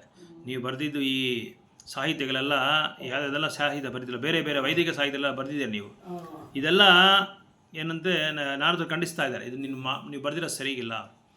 ಮಾನವರು ಹಲವು ಜನ್ಮಗಳಲ್ಲಿ ಪಡೆದ ಲೋಕ ಸಂಪರ್ಕದಿಂದಾಗಿಯೂ ಮತ್ತು ತಮ್ಮ ಅಭ್ಯಾಸದಿಂದಾಗಿಯೂ ಜಗತ್ತಿಗೆ ಪ್ರಭುವಾಗಲು ನನಗೆ ಇದು ಓದಲೇ ಇಲ್ಲ, ಅದಕ್ಕೆ ಮುಂದೆ ನಿಮ್ಗೆ ಹೇಳ್ಬಿಟ್ಟೆ ನೋಡಿ. ಪ್ರಭುವಾಗಲು ಸ್ವಾಭಾವಿಕವಾಗಿ ಯತ್ನಿಸುತ್ತಾರೆ. ನಾನು ಅದೇ ಹೇಳಿದ್ದು ನಿಮಗೆ, ಯಾವ ಕಾರ್ಯಗಳನ್ನ ಮಾಡು, ನಾನು ಅದಕ್ಕೆ ಬಾಸ್ ಆಗಿರಬೇಕು, ನಾನು ಒಡೆಯನಾಗಿರ್ಬೇಕು, ನಾನು ಯಜಮಾನ ಆಗಿರಬೇಕು. 4 ಜನ ಕಾಂಪಿಟೇಷನ್ ಮಾಡ್ತಾರೆ ಅಂದರೆ 4 ಜನನೂ ನಾನು ಹೊಡೆಯಬೇಕು, ನೀನು ಹೊಡಿಬೇಕು, ನೀನು ಬಾಸು ನಾನು ಬಾಸ್ ಆಗಬೇಕು. ಅದು ಯಾಕೆ ಅಂದರೆ ಹಿಂದಿನ ಜನ್ಮದ ಅಭ್ಯಾಸದಿಂದಲೂ ಮತ್ತು ಲೋಕದ ಸಂಪರ್ಕದಿಂದ ಈ ಭೌತಿಕ ಪ್ರಪಂಚಕ್ಕೆ ನಾವು ಸಂಬಂಧ ಆಗಿದ್ರಲ್ಲ, ಅದರಿಂದ ಆ ಒಂದು ಪ್ರವೃತ್ತಿ ಸ್ವಭಾವ ನಮಗೆ ಬರುತ್ತೆ. ಮಾನವ ಜನ್ಮ ಎಷ್ಟು ಜವಾಬ್ದಾರಿಯುತವಾದದ್ದು ಎಂಬ ತಿಳುವಳಿಕೆ ಅವರಿಗಿಲ್ಲ. ಮಾನವ ಜನ್ಮ ಸಿಗೋದು ತುಂಬ ಕಷ್ಟ. 84 ಲಕ್ಷ ಜೀವರಾಶಿಗಳಲ್ಲಿ ಬರೀ 4 ಲಕ್ಷ ಮಾತ್ರನೇ ಮಾನವ ಜನ್ಮ. 4 ಲಕ್ಷ ಬೇರೆ ಬೇರೆ ಉಪಜನ್ಮಗಳೆಲ್ಲ ಇದೆ. ಅದರಲ್ಲಿ 4 ಲಕ್ಷ ಮಾತ್ರ ಮಾನವ ಜನ್ಮ. ಅಂದರೆ ಬರೀ 4 ಲಕ್ಷ ಪಾಪ್ಯುಲೇಷನ್ ಅಲ್ಲ, ಆ 4 ಲಕ್ಷಗಳಲ್ಲಿ ಅದ್ರ ಕೆಳಗಡೆ ಇದು ಬೇರೆ ಬೇರೆ ಜನ್ಮಗಳಿರುತ್ತೆ, ಬೇರೆ ಬೇರೆ ಮನುಷ್ಯರಿರ್ತಾರೆ, ಬೇರೆ ಬೇರೆ ವಿಧವಾದ ಬೇರೆ ಬೇರೆ ಸಬ್ ಡಿವಿಷನ್ಸ್ ಇರುತ್ತೆ. ಅದಕ್ಕೆ ಈ ಮಾನವ ಜನ್ಮ ಸಿಗೋದು ತುಂಬ ಕಷ್ಟ. ಅದ್ರ ಬಗ್ಗೆ ನಿಮಗೆ ಇದು ಮಾಹಿತಿ ಇಲ್ಲ ಅಂತ ಹೇಳ್ತಾರೆ ನಾರದರು. ಅದ್ರ ಬಗ್ಗೆ ಅವ್ರಿಗೆ ಮಾಹಿತಿ ಇಲ್ಲ. ಸುಮ್ಮನೆ ಎಲ್ಲ ಅಧರ್ಮಿಕವಾದ ಕೆಲಸಗಳು ಮಾಡ್ತಾ ಇರ್ತಾರೆ. ಅಧರ್ಮಿಕವಾದ ಕೆಲಸಗಳು ಮಾಡ್ತಾ ಇರ್ತಾರೆ. ಅವ್ರ ಮಾನವ ಜನ್ಮ ಬಗ್ಗೆನೇ ಗೊತ್ತಿಲ್ಲ ಅವರಿಗೆ.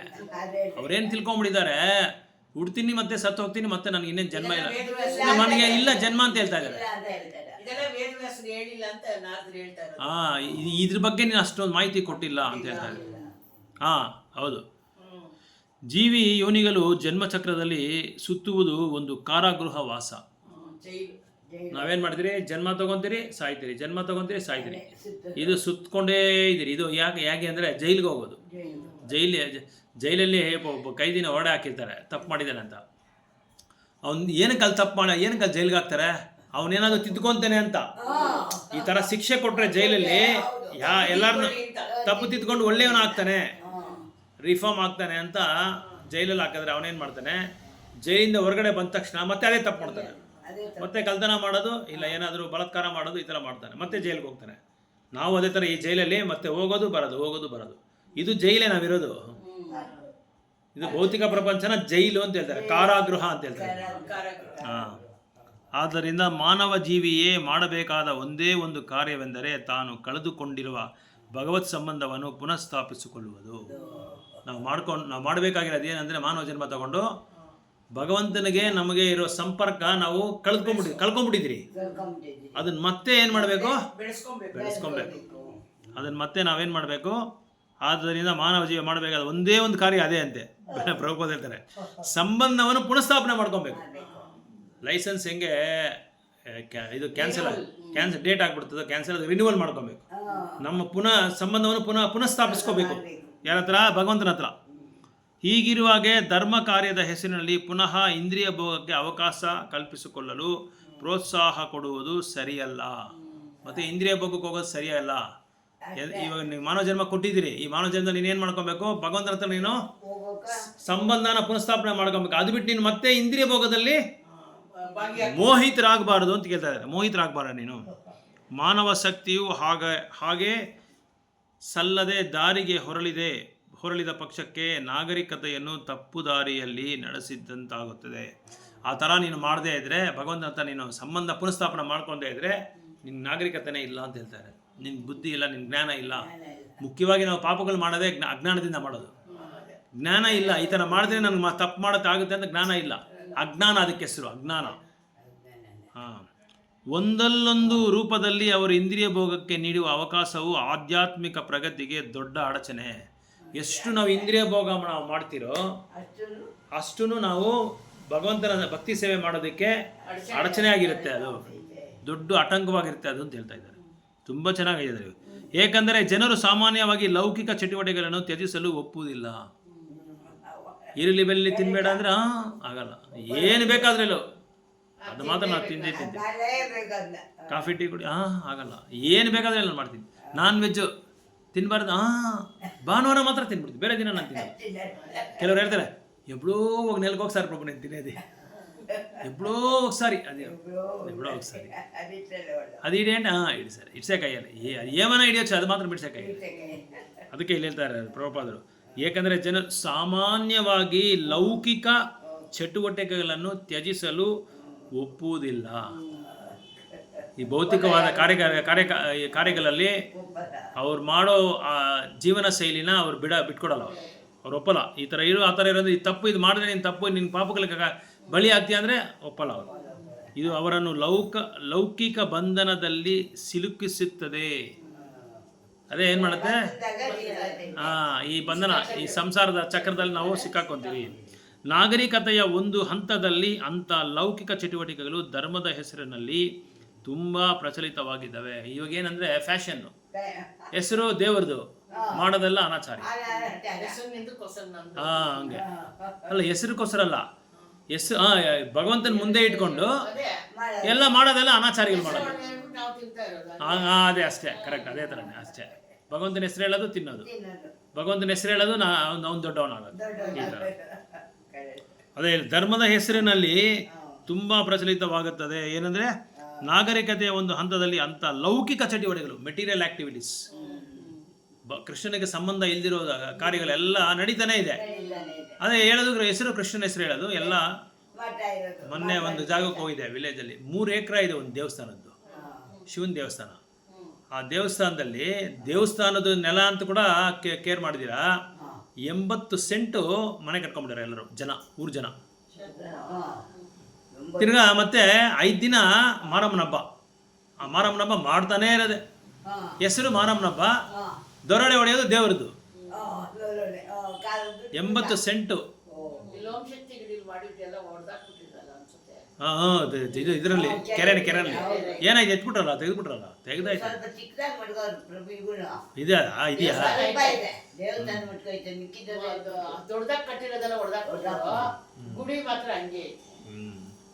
ಇಲ್ಲ, ನಾನು ಏನು ಹೇಳ್ತಾ ಇದ್ದೀನಿ ಅಂದರೆ ದೇವ್ರ ಹೆಸರು ಹೇಳೋದು, ನಾನು ದೇವ್ರ ಭಕ್ತಿ ಅಂತ ಹೇಳೋದು, ನೋಡ್ಕೊಂಡು ಎಲ್ಲರ ಮುಂದೆ ನಾನು ದೊಡ್ಡ ದೊಡ್ಡ ಬ್ಯಾನರ್ಗಳನ್ನ ಏನು ಗೊತ್ತಾ, ಆ ಮೈನ್ ರೋಡಿಂದ ಅವ್ರ ಊರವರೆಗೂ ಹಾಕಿದ್ದಾರೆ. ಸುಮಾರು 20-30 ಬ್ಯಾನರ್ಗಳು ಹಾಕವ್ರೆ, 100 ಟ್ಯೂಬ್ಲೈಟ್ಗಳು ಹಾಕವ್ರೆ. ಆದರೆ ಇದು ಗಬ್ಸ ಮಾಡಿದ್ದೆ, ಭಗವಂತನೆಲ್ಲನೇ ಗಬ್ಸ ಮಾಡಿಬಿಟ್ರು. ಅದಕ್ಕೆ ಒಂದೊಂದು ದೇವಸ್ಥಾನಕ್ಕೂ ಒಂದು ಇದು ಇರುತ್ತೆ, ಏನದು ಏನು ಹೇಳ್ತಾರೆ ಅದಕ್ಕೆ, ಅಲ್ಲ ಸೊತ್ತು ಏನೋ ಅದಕ್ಕೆ ಹೆಸರು ತುಂಬ ಚೆನ್ನಾಗಿ, ಆ ಪ್ರಾಪರ್ಟಿಗೆ ಏನೋ ಹೇಳ್ತಾರೆ, ಅದನ್ನ ಗಬ್ಸ ಮಾಡ್ಬಿಟ್ರೆ, ಮನೆ ಕಟ್ಕೊಂಡ್ಬಿಟ್ಟವ್ರೆ. ಮನೆ ಕಟ್ಕೊಂಡು ಅದು ಆವಾಗವಾಗೂ ವರ್ಷಕ್ಕೊಂದ್ಸಲ ಹಬ್ಬ ಮಾಡೋದು, ಬ್ಯಾನರ್ಗಳು ಹಾಕ್ಕೊಂಡು ಮಾರಮ್ಮನ ಕರ್ಕೊಂಬಂದು ಅಲ್ಲಿ ಕೂಡಿಸ್ಬಿಟ್ಟು ಅದು ಇದು ಬಲಿ ಕೊಟ್ಬಿಟ್ಟು ಹ್ಞೂ ಅಂತ ಹೇಳೋದು. 5 ದಿನ 6ನೇ ದಿನ ಚೆನ್ನಾಗಿ ಎಲ್ಲ ಕಡೆನೂ ಹಂಗೆ, ಎಲ್ಲ ಕಡೆನೂ ಹಂಗೆ. ಇಂಡಿಯಾನಲ್ಲಿ ಎಲ್ಲ, ಅದು ತಮಿಳ್ನಾಡಲ್ಲಿ ಜಾಸ್ತಿ, ತಮಿಳ್ನಾಡಲ್ಲಿ ಕರ್ನಾಟಕದಲ್ಲಿ ಇನ್ನೂ ಜಾಸ್ತಿ. ಬೆಂಗಳೂರಲ್ಲಿ ನಡೀತಾನೆ ಐತೆ. ಅದೇ ವಿಜಿಪುರಂನಲ್ಲಿ ಬಸವನಗುಡಿಲಿ ಯಾವಾಗಲೂ ನಡೀತಾ ಇರುತ್ತೆ, ಯಾವಾಗಲೂ. ಯಾಕಂದರೆ ಅವ್ರಿಗೆ ಏನಾದರೂ 100 ಸತವಿದಲ್ಲಿ ಒಂದು 5% 10% ಒಳ್ಳೆ ಕಾರ್ಯ ಆಗಿದ್ರೆ ಅದು ಮಾರಮ್ಮನ ಹತ್ರ ಹೋಗುವಾಗ ಆ ಡೇಟು ಆ ಟೈಮು ಅವ್ರು ಮಾಡುವಾಗ ಕರೆಕ್ಟಾಗಿ ಇದಾಗುತ್ತೆ, ಮ್ಯಾಚ್ ಆಗುತ್ತೆ. ಅವಾಗ ಏನಾಗುತ್ತೆ, ಮಾರಮ್ಮನ ಹತ್ರ ಬಂದಿದ್ದು ನನಗೆ ಚೆನ್ನಾಗಾಗೋಯ್ತು, ನಾನು ಅಂದ್ಕೊಂಡು ಇದಾಗೋಯ್ತು ಅಂತ ಹೇಳ್ಬಿಟ್ಟು ಮಾಡು. ಕುರಿಗಳನ್ನ ಬಲಿ ಕೊಡು, ಅವ್ರನ್ನ ಬಲಿ ಕೊಡು, ಇವ್ರನ್ನ ಬಲಿ ಕೊಡು, ತಿಂತಾ ಇರು, ಮಾಡ್ತಾ ಇರು. ನಾವೆಲ್ಲ ಬಂದಿದ್ದಲ್ಲ ಮಾರಮ್ಮನ ಗುಡಿ ಒಳಗೆ ಏನಿತ್ತು, ಸುಮ್ಮನೆ ಮಾರಮ್ಮನ ಹಬ್ಬ ಒಂದು ಮಾಡ್ಕೊಂಬರೋರು ಅಷ್ಟೇ. ಈಗ ಸಾಯಂಕಾಲವರೆಗೂ ಡೋರುಗಳು, ಬಾಯಿ ಬೀಗ್ರು, ಇದು ಅದು ಇವಾಗ ಏನಂದ್ರೆ ದೇವ್ರನ್ನ ಇಟ್ಕೊಂಡು ಫ್ಯಾಷನ್ ಆಗ್ಬಿಟ್ಟಿದೆ. ಆ ಬೀದಿನಲ್ಲಿ ಅವ್ನು 5 ದಿನ ಮಾಡಿಸ್ತಾ, ನಾನು 10 ದಿನ ಮಾಡಿಸ್ತೀನಿ. ಆ ಬೀದಿನಲ್ಲಿ ಅವನು 4 ಮಾರಮ್ಮನ ಕರ್ಕೊಂಬಂದ, ನಾನು 10 ಮಾರಮ್ಮನ ಕರ್ಕೊಂಡ್ಬರ್ತೀನಿ. ಪೈಪೋಟಿಗಳು. ಆಮೇಲೆ ಗಣಪತಿ ಅವನು 5 ಅಡಿ ಇಟ್ಟ, ನಾನು 20 ಅಡಿ ಇಡ್ತೀನಿ. ಅವ್ನು 20 ಅಡಿ ಇಟ್ಟ, ನಾನು ಹೈದ್ರಾಬಾದಿಂದ 100 ಅಡಿ ಇಡ್ತೀನಿ. ಅದೇ ಇದೆಲ್ಲ ಅವರ ಇಂದ್ರಿಯ ಭೋಗ. ನನಗೆ ಹೆಸರು ಬರಬೇಕು, ನನ್ನ ಗ್ರೂಪ್ಗೆ ಹೆಸರು ಬರಬೇಕು, ನನ್ನ ಟೀಮ್ಗೆ ಹೆಸರು ಬರಬೇಕು. ಅನ್ನದಾನ ಮಾಡ್ಬೋದು, ದೇವರಿಗೆ ನೈವೇದ್ಯ ಮಾಡ್ಬಿಟ್ಟು ಪ್ರಸಾದ ಕೊಟ್ಟರೆ ಎಷ್ಟೋ ಜನ ತಿಂದೇರವರು, ಎಷ್ಟೋ ಜನ ಇದ್ದಾರೆ ಪಾಪ. ಆ ರೈಲ್ವೆ ಸ್ಟೇಷನ್ ಹತ್ರ ಹೋದ್ರೆ ನೋಡಿದ್ರೆ ಅಯ್ಯೋ ಅನಿಸ್ತದೆ. ಅಯ್ಯೋ ರೈಲ್ವೆ ಸ್ಟೇಷನ್ ಹತ್ರ ಮಲ್ಕೊಂಡಿರ್ತಾರೆ ಪಾಪ ಪ್ಲಾಟ್ಫಾರ್ಮಲ್ಲಿ. 100 ಜನ ಅವ್ರೆ ಅಲ್ಲಿ, 100 ಜನ ಅವ್ರೆ. ನಾನು ಎಷ್ಟೋ ಸಲ ಹೋಗಿ ಪ್ರಸಾದ ಕೊಟ್ಟಿದ್ದೀನಿ ಅಲ್ಲಿ ಹೋಗಿ. ಎತ್ಕೊಂಡೋಗಿ ಕೊಡೋರು ಯಾರು ಇಲ್ಲ ಪಾಪ. ಇನ್ನೊಂದು, ಇಲ್ಲಿ ಬರೋವರ್ಗು ಕೊಬ್ಬು ಜಾಸ್ತಿ ತಗೊಳಲ್ಲ. ದುಡ್ಡು ಕೊಡ್ತೀಯಾ, ಕುಡಿಬೇಕಲ್ಲ ನೈಟ್, ಅದಕ್ಕೆ ದುಡ್ಡು ಕೊಡು ಅಂತೆ. ಅದೆಲ್ಲ ಬೇಡ ನನಗೆ, ಅದೆಲ್ಲ ಅಲ್ಲಿ ಸಿಕ್ಬಿಡ್ದು, ಯಾರು ಕೊಟ್ಬಿಡ್ತಾರ ಅಲ್ಲಿ. ಚೆನ್ನಾಗಿ ಕುಡಿಯೋದೆ ಅಷ್ಟೇ, ಬೇರೆ ಏನಿಲ್ಲ. ಎಲ್ಲ ಕುಡಿಯೋದೆ, ಎಲ್ಲರೂ ಕುಡಿಯೋದೆ. ಅದೇ ಇಂದ್ರಿಯ ಭೋಗ. ಆ ಇಂದ್ರಿಯ ಭೋಗ ಅದೇ ಇಲ್ಲಿ ಹೇಳ್ತಾ ಇದ್ದಾರೆ. ಏಕೆಂದರೆ ಜನರು ಸಾಮಾನ್ಯವಾಗಿ ಲೌಕಿಕ ಚಟುವಟಿಕೆಗಳನ್ನು ತ್ಯಜಿಸಲು ಇಂಥ ಕಾರ್ಯಗಳನ್ನ ಬಿಡುವಂತೆಲ್ಲ ಬಿಡಲ್ಲ. ಅವರು ಸಾಮಾನ್ಯವಾಗಿ ಬಿಡಲ್ಲ ಅಂತ ಹೇಳ್ತಾ ಇದ್ದಾರೆ ಪ್ರಭುಪಾದ. ಚೆನ್ನಾಗಿ ಅರ್ಥ ಮಾಡ್ಕೊಂಡ್ಬಿಟ್ಟಾರೆ ಪ್ರಭುಪಾದ. ಇದು ಅವರನ್ನು ಲೌಕಿಕ ಬಂಧದಲ್ಲಿ ಸಿಲುಕಿಸುತ್ತದೆ, ಅದೇ ಸಿಕ್ಕಾಕ್ಸ್ತದೆ ನಮ್ಮನ್ನು. ಸೊ ಧರ್ಮದ ಹೆಸರಿನಲ್ಲಿ ಇದೆಲ್ಲ ನಡೀತಾ ಇದೆ, ಧರ್ಮದ ಹೆಸರಲ್ಲಿ. ಅದರಿಂದಲೇ ಅವರು ವೇದದ ಅಂಥ ಮಾತುಗಳನ್ನು ಖಂಡಿಸಿದರು. ಸೊ ಹೆಸರಿನಲ್ಲಿ ನಡೆಯುತ್ತಾ ಪಶುಬಲಿಯನ್ನು ನಿಲ್ಲಿಸುವುದಕ್ಕಾಗಿ ವೇದ ಪ್ರಮಾಣವನ್ನು ತಿರಸ್ಕರಿಸಿದರು. ತುಂಬ ಪ್ರಸಿದ್ಧ. ಆಗ ಭಗವಂತನ ಬುದ್ಧನಾಗಿ ಅವತರಿಸಿ ಧರ್ಮದ ಹೆಸರಿನಲ್ಲಿ ನಡೆಯುತ್ತಿದ್ದ ಪಶುಬಲಿಯನ್ನು ನಿಲ್ಲಿಸುವುದಕ್ಕಾಗಿ ವೇದ ಪ್ರಾಮಾಣ್ಯವನ್ನು ನಿಲ್ಲಿಸಿದ. ಅದಕ್ಕೆ ಬುದ್ಧ ಏನು ಮಾಡಿದ್ರು, ಕೃಷ್ಣ ಬುದ್ಧನ ಅವತಾರದಲ್ಲಿ ಬಂದು, ದಯವಿಟ್ಟು ನೀವು ವೇದಗಳಲ್ಲಿ ಹೇಳಿದ್ದಾರೆ ಅಂತ ಪ್ರಾಣಿಗಳು ನಿಮಿಷ ಮಾಡಬೇಡಿ, ನೀವು ನಿಲ್ಲಿಸ್ಬಿಟ್ರೆ ಸಾಕು ಅಂತೇಳಿ ನಿಲ್ಲಿಸ್ಬಿಟ್ರು. ಅದಕ್ಕೆ ಬುದ್ಧ ಬಂದಿರೋದು. ಆದ್ದರಿಂದ ಅವರು ವೇದಂತ ಮಾಂಸಾಹಾರಿಗಳು ಈಗಲೂ ಯಾವುದಾದರೊಂದು ದೇವತೆಯ ಮುಂದೆ ಧರ್ಮದ ಹೆಸರಿನಲ್ಲಿ ಪಶುಬಲಿಯನ್ನು ನಡೆಸಿದ್ದಾರೆ. ನೀವು ಹೇಳೋದಕ್ಕೆ ನಡೀತಾ ಇದೆ, ಪಶುಬಲಿ ಮಾಡ್ತಾ ಇದ್ದಾರೆ. ಈ ಪಶುಬಲಿ ಮಾಡದೆ ಏನಾಗುತ್ತೆ, ಅವ್ರೇನೋ ಇದು ಅರ್ಕೆ ಮಾಡ್ಕೊಂಡಿತ್ತಲ್ಲ, ಆ ಅರ್ಕೆಗೋಸ್ಕರ ಬಲಿ ಕೊಡು. ಅದಕ್ಕೆ ಯಾರೋ ಒಬ್ರು ಕೇಳಿದ್ರಂತೆ, ಒಬ್ಬರ ಹತ್ರ ಹೋಗಿ ವೃಂದಾವನಲ್ಲಿ ಒಬ್ಬರವ್ರೆ, ಅವರು ಒಂಥರ ಗುರುಗಳು ಚೆನ್ನಾಗಿ ಹೇಳ್ತಾರೆ. ಅವ್ರೇನು ಮಾಡ್ತಾರೆ, ಅವ್ರ ಹತ್ರ ಒಂದು ಹೆಂಗ್ಸ್ ಹೋಗಿ ಹೇಳಿದ್ದಾರೆ, ಗುರುಜಿ ನನಗೆ ಮಾಂಸ ಮಾತ್ರ ತಿನ್ನೋದು ಬಿಡೋಕ್ಕೆ ಆಗ್ತಾ ಇಲ್ಲ ನನ್ನ ಕೈಲಿ. ಏನೋ ಏನೋ ಮಾಡ್ತೀನಿ ನಾನು, ನನ್ನ ಕೈಲಿ ತಿನ್ನಕ್ಕಾಗಲ್ಲ, ಬಿಡಕ್ಕಾಗ್ತಾನೆ ಇಲ್ಲ, ತಿನ್ನಲೇಬೇಕು ನಾನು ಅಂತ ಹೇಳಿದೆ ಅಂತ ಅವಾಗ ಹೇಳ್ದಂತೆ. ಅವಾಗ ಗುರುಗಳು ಹೇಳ್ದಂತೆ, ಒಂದು ಸರಿ ಒಂದು ಕೆಲಸ ಮಾಡು, ನೀನು ಹೇಳೋದು ಕರೆಕ್ಟ್, ಯಾಕಂದ್ರೆ ಬಿಡೋದು ಕಷ್ಟ. ಈಗ ನೀನು ಇಲ್ಲಿ ಬಂದು ಕೂತ್ಕೋ, ನಾನೊಂದು ಕತ್ತಿ ತೊಗೊತೀನಿ, ನಿನ್ನ ಬೆರಳು ಕತ್ತರಿಸ್ತೀನಿ, ಕತ್ತರಿಸ್ಬಿಟ್ಟು ನಾನು ತಿಂತೀನಿ, ಅವಾಗ ನಿನ್ನ ಕೈಲಿ ಇರೋಕ್ಕಾಗುತ್ತಾ ನೋಡು ಅಂತ ಹೇಳಿದಂತೆ. ಅವಾಗ ನಿನ್ಗೆ ಹೆಂಗಿರುತ್ತೆ ನೋಡು ಅಂತ ಹೇಳಿದ್ರೆ, ನಿನ್ನ ಬೆರಳನ್ನ ನಾನು ಕತ್ತರಿಸ್ತೀನಿ, ಒಂದೊಂದೇ ಬೆರಳು ತಿಂದು ಕತ್ತರಿಸಿ ನಾನು ಫ್ರೈ ಮಾಡ್ಕೊಂಡು ನಾನು ತಿಂತಾ ಇರ್ತೀನಿ, ನಿನ್ಗೆ ಹೆಂಗಿರುತ್ತೆ ಅವಾಗ ಅಂತ ಕೇಳ್ತೆ. ನೀನು ನೋಡ್ತಾ ಇರೋ, ಅವಾಗ ನಿನ್ಗೆ ಹೆಂಗಿರುತ್ತೆ ಅಂತ ಹೇಳಿದೆ. ಇಲ್ಲ, ನಂಗೆ ತುಂಬ ನೋವು ಆಗ್ಬಿಡುತ್ತೆ ಅಂತ. ಅದೇ ನೋವು ಅದಕ್ಕೂ ಇರುತ್ತೆ, ಪ್ರಾಣಿಗೂ ಇರುತ್ತೆ. ಯಾಕೆ ಆ ಪ್ರಾಣಿ ಆ ಜನ್ಮ ತಗೊಂಡಿದೆ ಅಂದರೆ ಅದು ಈ ಥರ ಪಾಪ ಕಾರ್ಯಗಳು ಮಾಡಿರೋ, ಅದಕ್ಕೋಸ್ಕರ ಪಾಪ ಕಾರ್ಯಗಳು ಮಾಡಿ ಈ ಜನ್ಮ ತಗೊಂಡಿದೆ ಪಾಪ. ಅದಕ್ಕೆ ನಾವು ಏನು ಮಾಡಬೇಕು, ಅದ್ರ ಮೇಲೆ ಕರುಣೆ ತೋರಿಸಿ ಅದಕ್ಕೇನೋ ಅಷ್ಟು ಪ್ರಸಾದ ಕೊಡೋದು, ಇಲ್ಲ ಅದ್ರ ಬಗ್ಗೆ ನಾವು ಅದ್ರ ಪರವಾಗಿ ನಾವು ಪ್ರಾರ್ಥನೆ ಮಾಡೋದು, ಈ ಥರ ಮಾಡೋದು ಬಿಟ್ಟು ನೀನು ನಾನು ತಿನ್ನಕ್ಕೆ ಬಿಡೋಕ್ಕ, ನಿನ್ಗೆ ತಿನ್ಬೇಕಾದ್ರೆ ಭಗವಂತ ಎಲ್ಲ ಕೊಟ್ಟಿದ್ದಾನೆ. ಹಣ್ಣು ಕೊಟ್ಟಿದ್ದಾನೆ, ಹಣ್ಣು ಹಂಪಲು ಕೊಟ್ಟಿದ್ದಾನೆ, ತರಕಾರಿ ಕೊಟ್ಟಿದ್ದಾನೆ, ಬೇಳೆ ಕೊಟ್ಟಿದ್ದಾನೆ, ಹಾಲು ಕೊಟ್ಟಿದ್ದಾರೆ, ನೀರಿದೆ, ಎಲ್ಲ ನೀನು ಕೊಟ್ಟಿದ್ದಾನೆ. ಅದನ್ನ ಬಿಟ್ಟು ನಾನು ಇದೇ ತಿಂತೀನಿ ಅಂದರೆ ಯಾವಾಗಿಂದ ನೀನು ತಿಂತಾ ಇದೆ? ಯಾರೋ ಬಂದು ಹೇಳ್ಕೊಟ್ಟಿರೋದ, ನೀನು ಯಾಕೆ ಅದನ್ನೆಲ್ಲ ಇದನ್ನು ಆಚರಣೆ ಮಾಡ್ತೀಯಾ? ಇದೆಲ್ಲ ಬ್ರಿಟಿಷವ್ರು ಬಂದ ಮೇಲೆ, ಮುಸ್ಲಿಮ್ಸ್ ಎಲ್ಲ ಬಂದ ಮೇಲೆ ನಮ್ಮ ಮೇಲೆ ದಂಡಯಾತ್ರೆ ಮಾಡಿದ್ರಲ್ಲ ಭಾರತದ ಮೇಲೆ, ಆವಾಗ ಬಂದಿರೋದು ಇದೆಲ್ಲ. ಅದಕ್ಕೆ ಮುಂದೆ ಎಲ್ಲ ಇದು ಅಲ್ಲ, ಅವ್ರ ಮುಂದೆ ಇವರು ಬ್ರಿಟಿಷವ್ರು ಬಂದಿರಲ್ಲ ಇಂಗ್ಲೆಂಡಿಂದ, ಅವರು ಆಮೇಲೆ ಈ ಮಹಮ್ಮದಿರು ಅಲ್ಲಿಂದ ಬಂದಿರೋದು, ಅಕ್ಬರ್ರು, ಬಾಬರ್ರು, ಹುಮಾಯೂನು, ಔರಂಗಜೇಬು, ಇವರೆಲ್ಲ ಬಂದ್ಮೇಲೆ ಇದ್ದಾರೆ.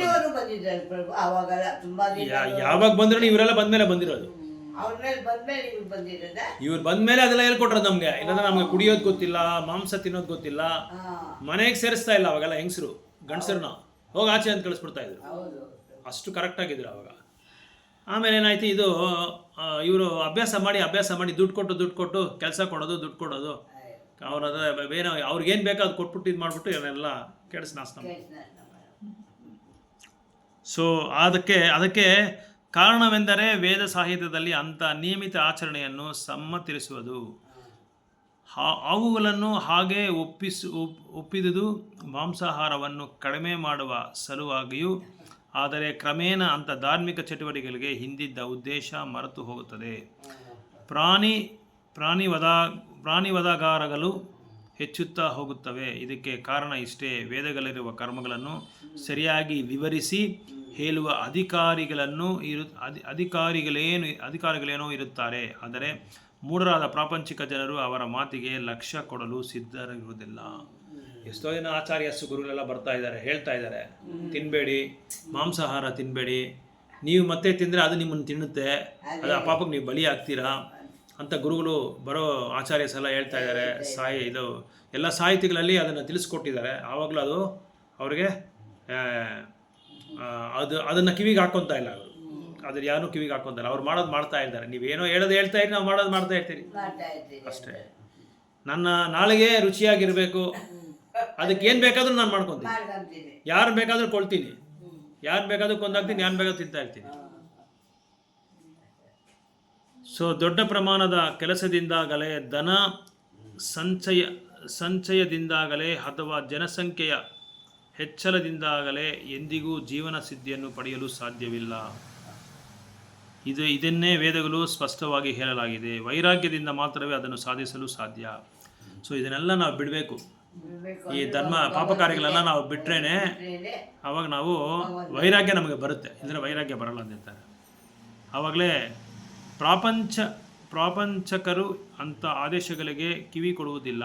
ಅವರ ಪ್ರಕಾರ ಸನ್ಯಾಶ್ರಮ ಎನ್ನುವುದು ಯಾವುದು ದೈಹಿಕ ದೋಷದಿಂದಾಗಿ ಜೀವನ ನಿರ್ವಹಿಸಲು ಆಗದವರಿಗೆ ಅಥವಾ ಕುಟುಂಬ ಜೀವನದಲ್ಲಿ ಯಶಸ್ಸು ಗಳಿಸಲಾಗದವರಿಗೆ ಮಾತ್ರ.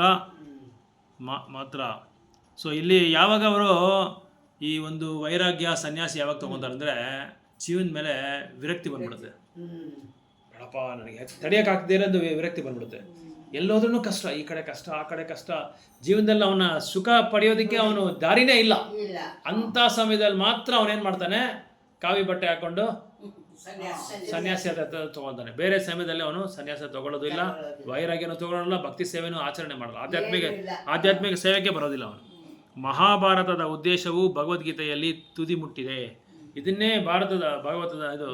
ಭಗವದ್ಗೀತೆಯಲ್ಲಿ ಭಾಗವತಮಲ್ಲಿ ಹೇಳ್ತಾ ಇದ್ದಾರೆ. ಅದರ ಪ್ರಕಾರ ಯಾರೇ ಆಗಲಿ ಬೇರೆ ಎಲ್ಲ ಕರ್ಮಗಳನ್ನು ತ್ಯಜಿಸಿ ತನ್ನನ್ನು ಕೇವಲ ಭಗವಂತನ ಪಾದಕಮಲದಲ್ಲಿ ಪೂರ್ಣವಾಗಿ ಸಮರ್ಪಿಸಿಕೊಳ್ಳಬೇಕು. ಅದೇ ಭಗವಂತ ಹೇಳಿದ್ದು 18ನೇ ಅಧ್ಯಾಯದಲ್ಲಿ, ಎಲ್ಲ ಬಿಟ್ಬಿಡಿ, ನೀವು ಎಲ್ಲ ಬಿಟ್ಟು ನನ್ನ ಹತ್ರ ಬಂದರೆ ನಿಮ್ಗೇನು ಪಾಪ ಇದ್ರೂ ನಾನು ಮಾಡ್ತೀನಿ, ಮೋಕ್ಷನೂ ಕೊಡ್ತೀನಿ ಅಂತ ಹೇಳ್ತಾವ್ರೆ. ನಾವು ಅದು ಬಿಡೋಕ್ಕೆ ನಮ್ಮ ಕೈಲಿ ಆಗ್ತಾ ಇಲ್ಲ. ನಾವು ಅದನ್ನು ಅಂಟ್ಕೊಂಡಿದ್ರೆ ಅದು ನಮ್ಮನ್ನು ಅಂಟ್ಕೊಂಡಿದ್ದೆ ಗೊತ್ತಿಲ್ಲ. ಪ್ರಭುಪಾದರು ಹೇಳ್ತಾರೆ, ಯಾರೋ ಒಬ್ಬನು ಒಂದು ಕಂಬ ಇತ್ತಂತೆ, ಕಂಬ ನಿಂಗೆ ಗಟ್ಟಿಯಾಗಿ ಇಟ್ಕೊಂಡ್ಬಿಟ್ಟಂತೆ. ಇಟ್ಕೊಂಡ್ಬಿಟ್ಟು ಪ್ರಭುಪಾದನ ಬಿಡು ಪ್ರಭುಪಾದ ಹೇಳ್ತಾರೆ, ಪ್ರಭುಪಾದ ಅಂತ ಹೇಳ್ತಾರೆ, ಈ ಕಂಬ ನನ್ನ ಬಿಡಲ್ಲ ಅಂತದೆ. ಅವ ಬಿಡಲ್ಲ ಅಂತ ಪ್ರಭುಪಾದ ಹೇಳಿದ್ರೆ, ಪ್ರಭುಪಾದ ಹೇಳ್ತಾರಂತೆ, ಕಂಬ ನೀನು ಬಿಡ್ತಾ ಇಲ್ಲ, ನೀನು ಕಂಬನ ಬಿಡ್ತಾ ಇಲ್ಲ, ನೀನು ಫಸ್ಟ್ ಕಂಬನ ಬಿಡು ಅಂತ ಹೇಳ್ತಾರಂತೆ. ನಾವು ಇಟ್ಕೊಂಡಿರೋದು ಅದನ್ನು, ಅದಾಗ ನಮ್ಮನ್ನು ಇಟ್ಕೊಳ್ತದ. ಅದಕ್ಕೆ ಅದರ ಲೌಕಿಕ ಪ್ರವೃತ್ತಿಯೇ ಜನರು ಮಹಾಭಾರತದ ಮುಖ್ಯ ವಿಷಯವಾದ ಭಗವದ್ಗೀತೆಗಿಂತ ಅದರಲ್ಲಿ ಪ್ರಸ್ತಾಪಿತವಾಗಿರುವ ರಾಜಕಾರಣ, ಅರ್ಥ, ಪ್ರಗತಿ, ಜನಸೇವೆಗಳಿಂದ ಆಕರ್ಷಿತರಾಗುತ್ತಾರೆ. ವೇದವ್ಯಾಸರು ಈ ಹೊಂದಾಣಿಕೆಯ ಮನೋಧರ್ಮವನ್ನು ನಾರದರು ನೇರವಾಗಿ ಖಂಡಿಸುತ್ತಾರೆ. ಅದೇ ಏನು ನೀನು ತಪ್ಪು ಮಾಡಿರೋದು ಅಂತ ಹೇಳ್ತಾ ಇದ್ದಾರೆ. ಲೌಕಿಕ ಪ್ರವೃತ್ತಿ ಏನೇನು ಬೇಕೋ ಅದೆಲ್ಲ ನೀನು ಬರೆದಿದ್ದೀಯಾ ಶಾಸ್ತ್ರದಲ್ಲಿ. ಜನರ ಮಹಾಭಾರತ ಮುಖ್ಯ ವಿಷಯವಾದ ಭಗವದ್ಗೀತೆ ಅಂತ ಅದರಲ್ಲಿ ಭಗವದ್ಗೀತೆ ಅಂತ ಒಂದು ಸಾರಾಂಶ ನೀನು ಹೇಳಿಲ್ಲ, ಬೇರೆ ಏನೇನೋ ನೀನು ಹೇಳ್ತಾ ಇದೆಯಾ. ರಾಜಕಾರಣ ಬಗ್ಗೆ ಹೇಳ್ತಾ ಇದೆಯಾ, ರಾಜಕಾರಣ ಪಾಲಿಟಿಕ್ಸ್ ಹೆಂಗೆ ಮಾಡೋದು ಅಂತ, ಎಕನಾಮಿಕ್ಸ್ ದುಡ್ಡು ಹೆಂಗೆ ಸಂಪಾದಿಸೋದು ಅದ್ರ ಬಗ್ಗೆ ಹೇಳ್ತಾ ಇದೆಯಾ. ಜನಗೆ ಸೇವೆ ಮಾಡೋದು ಹೆಂಗೆ, ಅವ್ರಿಗೆ ಆಕರ್ಷವಾಗೋದು ಹೆಂಗೆ, ಅವ್ನ ಆಕರ್ಷಣೆ ಮಾಡೋದು, ಇದ್ರ ಬಗ್ಗೆ ಎಲ್ಲ ಬರೆದಿದ್ಯಾ. ಸೊ ಇದೇ ವೇದವ್ಯಾಸರು ಈ ಒಂದು ಇದನ್ನು ಈ ಬರೆದಿದ್ದ ಒಂದು ಮಾಹಿತಿಯನ್ನು ನಾರದರು ಸ್ಟ್ರೈಟಾಗಿ ಅವ್ರನ್ನ ಖಂಡನೆ ಮಾಡ್ತಾರೆ. ಮಾನವ ಜೀವನದ ಪರಮ ಅಗತ್ಯವೆಂದರೆ ವ್ಯಕ್ತಿಯ ಭಗವಂತನೊಂದಿಗೆ ತನ್ನ ಶಾಶ್ವತ ಬಂಧವನ್ನು ಅರ್ಥ ಮಾಡಿಕೊಳ್ಳುವುದು ಮತ್ತು ತಡ ಮಾಡದೆ ಅವನಿಗೆ ಸಂಪೂರ್ಣವಾಗಿ ಶರಣಾಗುವುದು. ಇದನ್ನು ನೇರವಾಗಿ ಸಾರುವಂತೆ ನಾರದರು ವ್ಯಾಸರಿಗೆ ಹೇಳ್ತಾರೆ. ಯಾವ್ದು ನೀನು ತಪ್ಪು ಮಾಡಿದ್ಯಾ ಅಂತ ಹೇಳ್ಬಿಟ್ರು. ಸೊ ನೀನು ಯಾವ್ದು ಬರಿಬೇಕು ಅಂದರೆ, ಒಂದು ಮನುಷ್ಯ ಭಗವಂತನ ಹತ್ರ ಬಳಿಗೆ ಹೋಗೋದಿಕ್ಕೆ ಏನು ದಾರಿ ಇದೆ, ಏನು ವಿಧಾನ ಇದೆ, ಏನು ಪದ್ಧತಿ ಇದೆ, ಯಾವ ಥರ ಸಾಧನೆ ಮಾಡಬೇಕು, ಅದನ್ನು ನೀನು ಬರಿಬೇಕಾಯಿತು. ಅದನ್ನು ನೀನು ಬರಿಬೇಕಾಯಿತು, ಅದನ್ನು ನೀನು ಸಂಪರ್ಕ ಮಾಡಿ ಮಾಡಬೇಕಾಯಿತು, ಬರಿಬೇಕಾಯಿತು, ಅದನ್ನು ರಚನೆ ಮಾಡಬೇಕಾಯ್ತು. ಅದು ಬಿಟ್ಟು ನೀನೇನೋ ಬರೆದಿದ್ಯಾ. ಇದನ್ನ ವೇದವ್ಯಾಸರಿಗೆ ಡೈರೆಕ್ಟಾಗಿ ಹೇಳ್ತಾ ಇದ್ದಾರೆ. ದೇವ್ರ ಹತ್ರ ಹೋಗೋದಿಕ್ಕೆ ದಾರಿ ಮಾಡ್ಕೊಡ್ಬೇಕು ನೀನು. ಸಂಬಂಧನೂ ಹೇಳ್ತಾರೆ. ನೀನು ಮನುಷ್ಯನಿಗೆ ಭಗವಂತನಿಗಿರೋ ಸಂಬಂಧ ಏನು, ಆ ಸಂಬಂಧ ತಿಳ್ಕೊಂಡು ಅವನು ಏನು ಮಾಡಬೇಕು, ಭಕ್ತಿ ಸೇವೆ ಮಾಡಬೇಕು. ಭಕ್ತಿ ಸೇವೆ ಮಾಡಿದ್ರೆ ಏನು ಬರುತ್ತೆ, ಪ್ರೇಮ ಬರುತ್ತೆ, ಭಗವಂತನ ಪ್ರೇಮ ಬರುತ್ತೆ. ರೋಗಿಯು ತನಗೆ ನಿಶಿಷ್ಟವಾದ ಆಹಾರವನ್ನು ಸೇವಿಸಲು ಸದಾ ಕಾತರನಾಗಿರ್ತಾನೆ. ಆದರೆ ರೋಗಿಯು ತಿನ್ನಲೇಬಾರದ ಅಂತ ಆಹಾರವನ್ನು ಅವನಿಗೆ ಕೊಂಚ ಮಟ್ಟಿಗೆ ಕೊಡುವುದಕ್ಕೆ ತಜ್ಞನಾದ ವೈದ್ಯನು ಒಪ್ಪುವುದಿಲ್ಲ. ಶುಗರ್ ಪೇಷಂಟ್ ಹೋದರೆ ಡಾಕ್ಟರ್ ಹತ್ರ ಅವನು ಇಂಜೆಕ್ಷನ್ ಎಲ್ಲ ಕೊಟ್ಬಿಟ್ಟು ಶುಗರ್ ಕಂಟ್ರೋಲ್ ಮಾಡ್ತಾನೆ. ನೋಡಪ್ಪ ಎಲ್ಲ ಕಂಟ್ರೋಲ್ ಮಾಡಿ ಡಿಸ್ಚಾರ್ಜ್ ಮಾಡ್ತೀನಿ ನಿನ್ನ, ಆದರೆ ನಿನ್ನ ಕೆಲಸ ಏನಂದರೆ ಟ್ಯಾಬ್ಲೆಟ್ಸು ತೊಗೋಬೇಕು, ಅದಕ್ಕೆ ತಕ್ಕಂತೆ ನೀನು ಸ್ವೀಟ್ಸ್ ತಿನ್ನಬಾರ್ದು, ಸಿಹಿ ಐಟಮ್ ತಿನ್ನಬಾರ್ದು. ಸ್ವಲ್ಪ ತಿನ್ಬೋದಾ ಡಾಕ್ಟ್ರೆ, ವಾರಕ್ಕೆ ಒಂದು ಸಲ 2 ಸಲ ಅಂದರೆ ನೀನು ತಿನ್ನಲೇಬಾರ್ದು ಅಂತ ಡಾಕ್ಟ್ರ್ ಹೇಳ್ತಾರೆ. ನಾನು ಹೇಳ್ತಾ ಇರೋದು ನಾನು ತಿನ್ನಲೇಬಾರ್ದು ಅಂತ ಡಾಕ್ಟ್ರ್ ಹೇಳ್ತಾ ಇದ್ದಾರೆ. ಕಾಮ್ಯ ಕರ್ಮದಲ್ಲಿ ಆಸಕ್ತನಾದವನು ಅವನ ಕೆಲಸದ ಸಂಬಂಧದಲ್ಲಿ ನಿರುತ್ಸಾಹಗೊಳಿಸಬಾರದೆಂದು ಭಗವದ್ಗೀತೆಯಲ್ಲಿ ಹೇಳಿದೆ. ಅಂದರೆ ಕಾಮ್ಯ ಕರ್ಮದಲ್ಲಿ ಅಂದರೆ ಕರ್ಮಕಾಂಡ ಮಾಡೋದು ಆಸಕ್ತನಾದವನು. ಸೊ ಇದು ನಮಗೆ ಬೇಕಾಗಿರೋದು, ನನಗೆ ಸಂತೋಷ ಬೇಕಾಗಿರೋದು ಏನೋ ವಿಷಯ ಪ್ರಾಪಂಚದಲ್ಲಿ ಮುಳುಗೋಗೋದು, ಇಂಥದ್ರಲ್ಲಿ ಮಾಡಬಾರ್ದು, ಅದರಲ್ಲಿ ನೀವು ಉತ್ಸಾಹ ಇರಬಾರ್ದು ಅಂತ ಭಗವದ್ಗೀತೆ ಹೇಳ್ತಾ ಇದೆ. ಯಾಕಂದರೆ ಆ ಮೂಲಕ ಅವರನ್ನು ಕ್ರಮೇಣ ಆತ್ಮಸಾಕ್ಷಾತ್ಕಾರದ ನೆಲೆಗೆ ಏರಿಸುವುದು ಸಾಧ್ಯ. ವಿಷಯ ಯಾರಿಗೆ ಇಂದ್ರಿಯ ಭೋಗ ಪ್ರವೃತ್ತಿ ಯಾರಿಗಿದೆಯೋ ಅವರು ಆತ್ಮಸಾಕ್ಷಾತ್ಕಾರ ಪಡೆಯೋದಕ್ಕೆ ಸಾಧ್ಯ ಇಲ್ಲ ಅಂತ ಹೇಳ್ತಾರೆ. ಆತ್ಮಸಾಕ್ಷಾತ್ಕಾರವಾಗಿರದ ಶುಷ್ಕ ವೇದಾಂತಗಳಿಗೆ ಮಾತ್ರವೇ ಇದು ಕೆಲವು ಸಲ ಅನ್ವಯವಾಗುತ್ತದೆ. ಯಾರು ಭಕ್ತಿ ಸೇವೆಯ ಮಾರ್ಗದಲ್ಲಿ ಸಾಗಿದ್ದರೋ ಅಂಥವರಿಗೆ ಈ ಸಲಹಾ ಕಡ್ಡಾಯವೇನಲ್ಲ. ಸೊ ಭಕ್ತಿ ಸೇವೆ ಮಾಡೋರಿಗೆ ಇದೇನು ಬೇಕಾಗೇ ಇಲ್ಲ, ಯಾಕಂದ್ರೆ ಸಮಯ ಇಲ್ಲ, ಟೈಮ್ ಇಲ್ಲ. ಬೆಳಗ್ಗೆ ಎದ್ದರೆ ಪೂಜೆ ಪುನಸ್ಕಾರ ಮಾಡ್ತಾರೆ, 10 ಗಂಟೆ ಮೇಲೆ ಬುಕ್ಸ್ ಡಿಸ್ಟ್ರಿಬ್ಯೂಷನ್ ಮಾಡ್ತಾರೆ, ಬೇರೆ ಏನೋ ಕೆಲಸ ಮಾಡ್ತಾ ಇರ್ತಾರೆ, ದೇವಸ್ಥಾನದಲ್ಲಿ ಸೇವೆ ಮಾಡ್ತಾ ಇರ್ತಾರೆ. 10 ನಿಮಿಷ ಅವ್ರಿಗೆ ಏನು ಬಿಡುವಿರಲ್ಲ, ಕಂಟಿನ್ಯೂಸ್ ಆಗಿ ಏನೋ ಒಂದು ಸೇವೆ ಮಾಡ್ಕೊಂಡೇ ಇರ್ತಾರೆ, ಎಲ್ಲ ಸೇವೆ ಮಾಡ್ಕೊಂಡಿರ್ತಾರೆ. ಇಲ್ಲಿ ಒಂದು ಅಗ್ಗನಪಳ್ಳಿ ಒಬ್ಬರು ಮಾತಾಜಿ ಅವ್ರೇನು ಮಾಡಿದ್ರು, ಅವ್ರಿಗೆ ವೈರಾಗ್ಯ ಜಾಸ್ತಿ. ಏನು ಮಾಡಿದ್ರು, ಸೀದಾ ಒಂದು ಆಶ್ರಮಕ್ಕೆ ಹೋಗಿ ಸೇರ್ಕೊಂಡ್ಬಿಟ್ರು. ನಮ್ಮ ಅಲ್ಲ ಅವ್ರು ಸೇರ್ಕೊಂಡ್ಬಿಟ್ರಾ, ಗೊತ್ತಿಲ್ಲ. ತಂಗಿ ಹಾ, ಅವರೇ ಇರಬೇಕು. ನಿನ್ನೆ ಹೇಳಿದ್ರು ಅವರು ಯಾರೊಬ್ರು. ಈಗ ಬೆಳಗ್ಗೆ ಅಲ್ಲೇ ಆಶ್ರಮದಲ್ಲೇ ಸೇರ್ಕೊಂಡ್ಬಿಟ್ಟು ಬೆಳಗ್ಗೆ ಎದ್ದೇನೆ ದೇವರಿಗೆಲ್ಲ ಹೂವು ಅವರೇ ಹಾರ ರೆಡಿ ಮಾಡೋದು ಅವರೇ. ಎಲ್ಲ ಹಾರನ ಅವರೇ ರೆಡಿ ಮಾಡೋದು. ಹಾರಗಳೆಲ್ಲ ರೆಡಿ ಮಾಡೋದು ಡೈಲಿ ಅವರೇ ರೆಡಿ ಮಾಡೋದು. 2 ನಿಮಿಷಕ್ಕೆ ಕೊಟ್ಬಿಡ್ತಾರೆ ಅಷ್ಟು ಹೂವು. ಯಾರೋ ಸುಶೀಲಮ್ಮ ಏನೋ ಅವ್ರ ಹೆಸರು ಗೊತ್ತಿಲ್ಲ ನನಗೆ. ನಿನ್ನೆ ಒಬ್ರು ಹೇಳಿದ್ರು ಆ ಅಮ್ಮನಿಗೆ ಏನು ಎಂಥ ಭಾಗ್ಯ ನೋಡಿ, ಏನು ವೈರಾಗ್ಯನೂ ಜಾಸ್ತಿ, ಮಹಾಭಾಗ್ಯ. ಭಗವಂತನ ಪಕ್ಕದಲ್ಲಿ ಇದ್ಕೊಂಡು ನಾವು ಮಾಡೋಕ್ಕಾಗುತ್ತೆ ಇವಾಗ? ನಾವು ನಮ್ಮ ಕೈಲಿ ಹೋಗೋದೇ ಕೂಡ ಹೋಗೋಕ್ಕಾಗಲ್ಲ. ಹೋಗಿದ ತಕ್ಷಣ ಹಲೋ ಎಲ್ಲಿದ್ದೀರಾ, ಬರ್ತೀರಾ, ಬೇಗ ಬನ್ನಿ, ಆಮೇಲೆ ನೋಡ್ಕೊಂಡು ಅದಲ್ಲ. ಹೋದ್ರೆ ಸೇವೆ ಮಾಡಕ್ಕೂ ಕೈಕಾಲು ಗಟ್ಟಿರ್ಬೇಕಲ್ಲ. ಹಾ, ಅದು ಶಕ್ತಿ ಬೇರೆ, ಆರೋಗ್ಯ ಚೆನ್ನಾಗಿರ್ಬೇಕು, ಅದಕ್ಕೆ ಕೇಳ್ಕೊಂಡ್ ಬರ್ಬೇಕು ಅಂತ ಹೇಳೋದು. ಅಂತವನ್ನೆಲ್ಲ ಭಗವಂತ ಕರ್ಕೊಂತಾರೆ. ಯಾಕಂದ್ರೆ ಅವ್ರಿಗೆ ವೈರಾಗ್ಯ ಜಾಸ್ತಿ, ಪ್ರೇಮೆ ಜಾಸ್ತಿ ಭಗವಂತನ ಮೇಲೆ. ನನಗೇನು ಬೇಡ, ನಿನ್ನ ಸೇವೆ ಇದ್ರೆ ಸಾಕಪ್ಪ, ನನಗೆ ಬೇರೆ ಏನು ನನಗೇನು ಬೇಕಾಗಿಲ್ಲ. ಚಪಲವಾದ ಆಸೆಗಳು ಯಾವುದು ಇರಲ್ಲ, ಎಲ್ಲ ಆಸೆ ನಿನಗೋಸ್ಕರ ಅಂತ ಪಕ್ಕದಲ್ಲಿ ಕೂರ್ಸ್ಕೊಂಡಿದ್ದ ನೋಡಿ. ಆಮೇಲೆ ಬೆಳಗ್ಗೆ ಒಬ್ರು ಅಕ್ಕ ತಮ್ಮ ಇಬ್ರು ಮೇಲ್ಕೋಟೆನಲ್ಲಿ. ಅಕ್ಕ ಕಂಪ್ಲೀಟ್ ಎಲ್ಲ ಕೆಲಸ ಬಿಟ್ಬಿಟ್ರು, ಎಲ್ಲ ನಿವೃತ್ತಿ ಮಾಡಿಕೊಂಡು ದೇವಸ್ಥಾನದಲ್ಲಿ ಫುಲ್ ಟೈಮ್ ಅವರೇ ಎಲ್ಲ ಸೇವೆ ಮಾಡ್ತಾರೆ. ತಮ್ಮ ಬ್ರಹ್ಮಚಾರಿ ಏನೋ ಗೊತ್ತಿಲ್ಲ, ಅವನಿಗೆಲ್ಲ ಇದು ಅಸಿಸ್ಟ್ ಮಾಡೋದಕ್ಕೆ, ಅವ್ನಿಗೆ ಏನೇನು ಬೇಕೋ ಪೂಜೆ ಮಾಡೋದಕ್ಕೆ, ಪ್ರಚಾರ ಮಾಡೋದಕ್ಕೆ ಎಲ್ಲ ಅವರೇ, ಅಡುಗೆ ಮಾಡೋದು ಎಲ್ಲ ದೇವರಿಗೆ. ಅದೇ ಇಂಥದ್ದೆಲ್ಲ ನಮ್ಮಮ್ಮ ಹೇಳ್ದಂಗೆ ಶಕ್ತಿನೂ ಇರಬೇಕು, ವೈರಾಗ್ಯನೂ ಇರಬೇಕು, ಆ ಮಹಾಭಾಗ್ಯ ಪಡ್ಕೊಂಡು ಬಂದಿರ್ಬೇಕು ನಾವು, ಸುಕೃತಿನೂ ಇರಬೇಕು. ಇಲ್ಲಾಂದ್ರೆ ನಾವು ಮಾಡೋಕ್ಕಾಗಲ್ಲ. ಕೆಲವರಿಗೆ ಆರೋಗ್ಯ ಇರುತ್ತೆ, ಮಾಡಬೇಕು ಅಂತ ಆಸೆ ಇರುತ್ತೆ, ಆರೋಗ್ಯ ಇರುತ್ತೆ. ಕೆಲವ್ರಿಗೆ ಆರೋಗ್ಯ ಚೆನ್ನಾಗಿರುತ್ತೆ, ಮಾಡ್ಬೇಕಂತ ಆಸೆ ಇರುತ್ತೆ. ಅದಕ್ಕೆ ಇದನ್ನೆಲ್ಲ ಪಡ್ಕೊಂಡಿರೋರು ಬಂದು ತುಂಬಾ ಮಹಾಭಾಗ್ಯವಂತ. ಅವನೇ ದೊಡ್ಡ ಸಾಹುಕಾರ, ಶ್ರೀಮಂತ ಅವನೇ. ಯಾಕಂದ್ರೆ ಶ್ರೀಮಂತರಿಗೆ ಮಾಡ್ತಾ ಇದ್ದಾನೆ ಅವನು. ಎಲ್ಲ ಶ್ರೀಮಂತರಿಗೆ ದೊಡ್ಡ ಶ್ರೀಮಂತ ಇದ್ದಾನಲ್ಲ, ಆ ಶ್ರೀಮಂತನಿಗೆ ಇವನು ಸೇವೆ ಮಾಡ್ತಾ ಇದ್ದಾನೆ. ಅದಕ್ಕೆ ಅವನಿಗೆ ಯಾವ ಥರ ಕೊರತೆನೂ ಇರಲ್ಲ. ಯಾಕಂದ್ರೆ ಅಲ್ಲಿದ್ದಾರೆ, ಅವನ ಹತ್ರ ಇದ್ರೆ ಏನು ಕೊರತೆ ಇದೆ? ಏನು ಕೊರತೆ ಇರಲ್ಲ, ಎಲ್ಲದಕ್ಕೂ ಕರೆಕ್ಟಾಗಿ ಮಾಡ್ತಾ ಇದ್ರು ಕೂಡ ಮನೇಲಿ ಅದ್ರ ಮೇಲೆ ನಿಂದನೇ ಹೇಳ್ತಾ ಇರ್ತಾರೆ. ಅಯ್ಯೋ ಅದು ಮಾಡ್ಬೇಕು, ಇದು ಮಾಡ್ಬೇಕು, ಮಾಡ್ಲೇಬೇಕು, ಏನ್ ಮಾಡಕ್ಕಾಗಲ್ಲ. ಏನು ಹೇಳಿದ್ರೇನು ನಾವು ಚೀಲದಲ್ಲಿ ಏನು ಕೊಂಡು ಬಂದಿದ್ದೀರಲ್ಲ, ಕೊಂಡು ಬಂದಿರೋದನ್ನ ಅದನ್ನ ಇದು ಮಾಡಲೇಬೇಕು, ಅದನ್ನ ಉಪಯೋಗ ಮಾಡ್ಕೊಳ್ಲೇಬೇಕು, ಏನು ಮಾಡೋಕ್ಕಾಗಲ್ಲ. ಆ ಚೀಲನ ನಾವು ಕಳ್ಕೊಬೇಕು ಅಂದರೆ ಇಲ್ಲಿ ಸಂಪೂರ್ಣವಾದ ಸೇವೆ ಮಾಡಿದ್ರೆ ಕಳ್ಕೊಳಕ್ಕಾಗಲ್ಲ. ಇಲ್ಲದ್ರೆ ಮತ್ತೆ ಇನ್ನು ಚೀಲದಲ್ಲಿ ಸೇರ್ತಾನೆ ಇರುತ್ತೆ. ಈಗ ಅರವೆ ಇದೆ, ಅರವೆ ಅದರಲ್ಲಿ ರಂಧ್ರ ಇದ್ರೆ ನೀರು ಎಷ್ಟು ಶೇಖರಣೆ ಮಾಡ್ತಾ ಇದ್ರೆ ಓದ್ತಾ ಇರುತ್ತೆ, ಏನು ಉಪಯೋಗ ಇರಲ್ಲ. ಅದಕ್ಕೆ ರಂಧ್ರನ ಮುಚ್ಚಬೇಕು. ಅದು ರಂಧ್ರನ ಮುಚ್ಚಬೇಕಂದ್ರೆ ಏನು, ಇದು ಅನರ್ಥಗಳೆಲ್ಲ ಹೋಗ್ಬೇಕು. ಕೇರ್ ಮಾಡಬಾರ್ದು, ನಾವು ನಮ್ಮ ಪಾಡು ನಾವು ಮಾಡ್ತಾ ಇರಬೇಕು, ನಮ್ಮ ಸೇವೆ ನಾವು ಮಾಡ್ಕೊಂಡು ಹೋಗ್ತಾ ಇರಬೇಕು. ಮಾಡಕ್ಕೆ ಕೆಲವರೆಲ್ಲ ಇದು ಅರ್ಚನೆ ಮಾಡ್ತಾರೆ, ನಾವು ಅದನ್ನು ಕೇರ್ ಮಾಡಬಾರ್ದು. ಅದೇ ನಮ್ಮ ಕರ್ಮ ಅಂತ ಹೇಳ್ಬಿಟ್ಟು ನಾವು ಮಾಡ್ಕೊಂಡು ಹೋಗ್ತಾ ಇರಬೇಕು. ಒಂದೊಂದು ಮನೆಯಲ್ಲಿ ಒಂದೊಂದು ಹೇಳ್ತಾನೆ, ಯಾರಿಗೂ ಏನು ಇಂಥದ್ದು ಇಲ್ಲ ಅಂತಿಲ್ಲ, ಎಲ್ಲಾರ ಮನೇಲೂ ಐತೆ. ಪ್ರತಿಯೊಬ್ಬರ ಮನೇಲಿ ಹೇಳ್ತಾರಲ್ಲ ಭಕ್ತರು, ನಮ್ಮ ಹತ್ರ ಬರ್ತಾರಲ್ಲ, ಒಂದೊಂದೇ ಹೇಳ್ತಾ ಇದ್ರೆ ಎಲ್ಲ ಓಪನ್ ಮಾಡ್ತಾರೆ. ಎಲ್ಲ ಅವ್ರ ಭಾಗ ತಮ್ಮ ಕ್ಲಾಸ್ ಸ್ಟಾರ್ಟ್ ಮಾಡ್ತಾರೆ.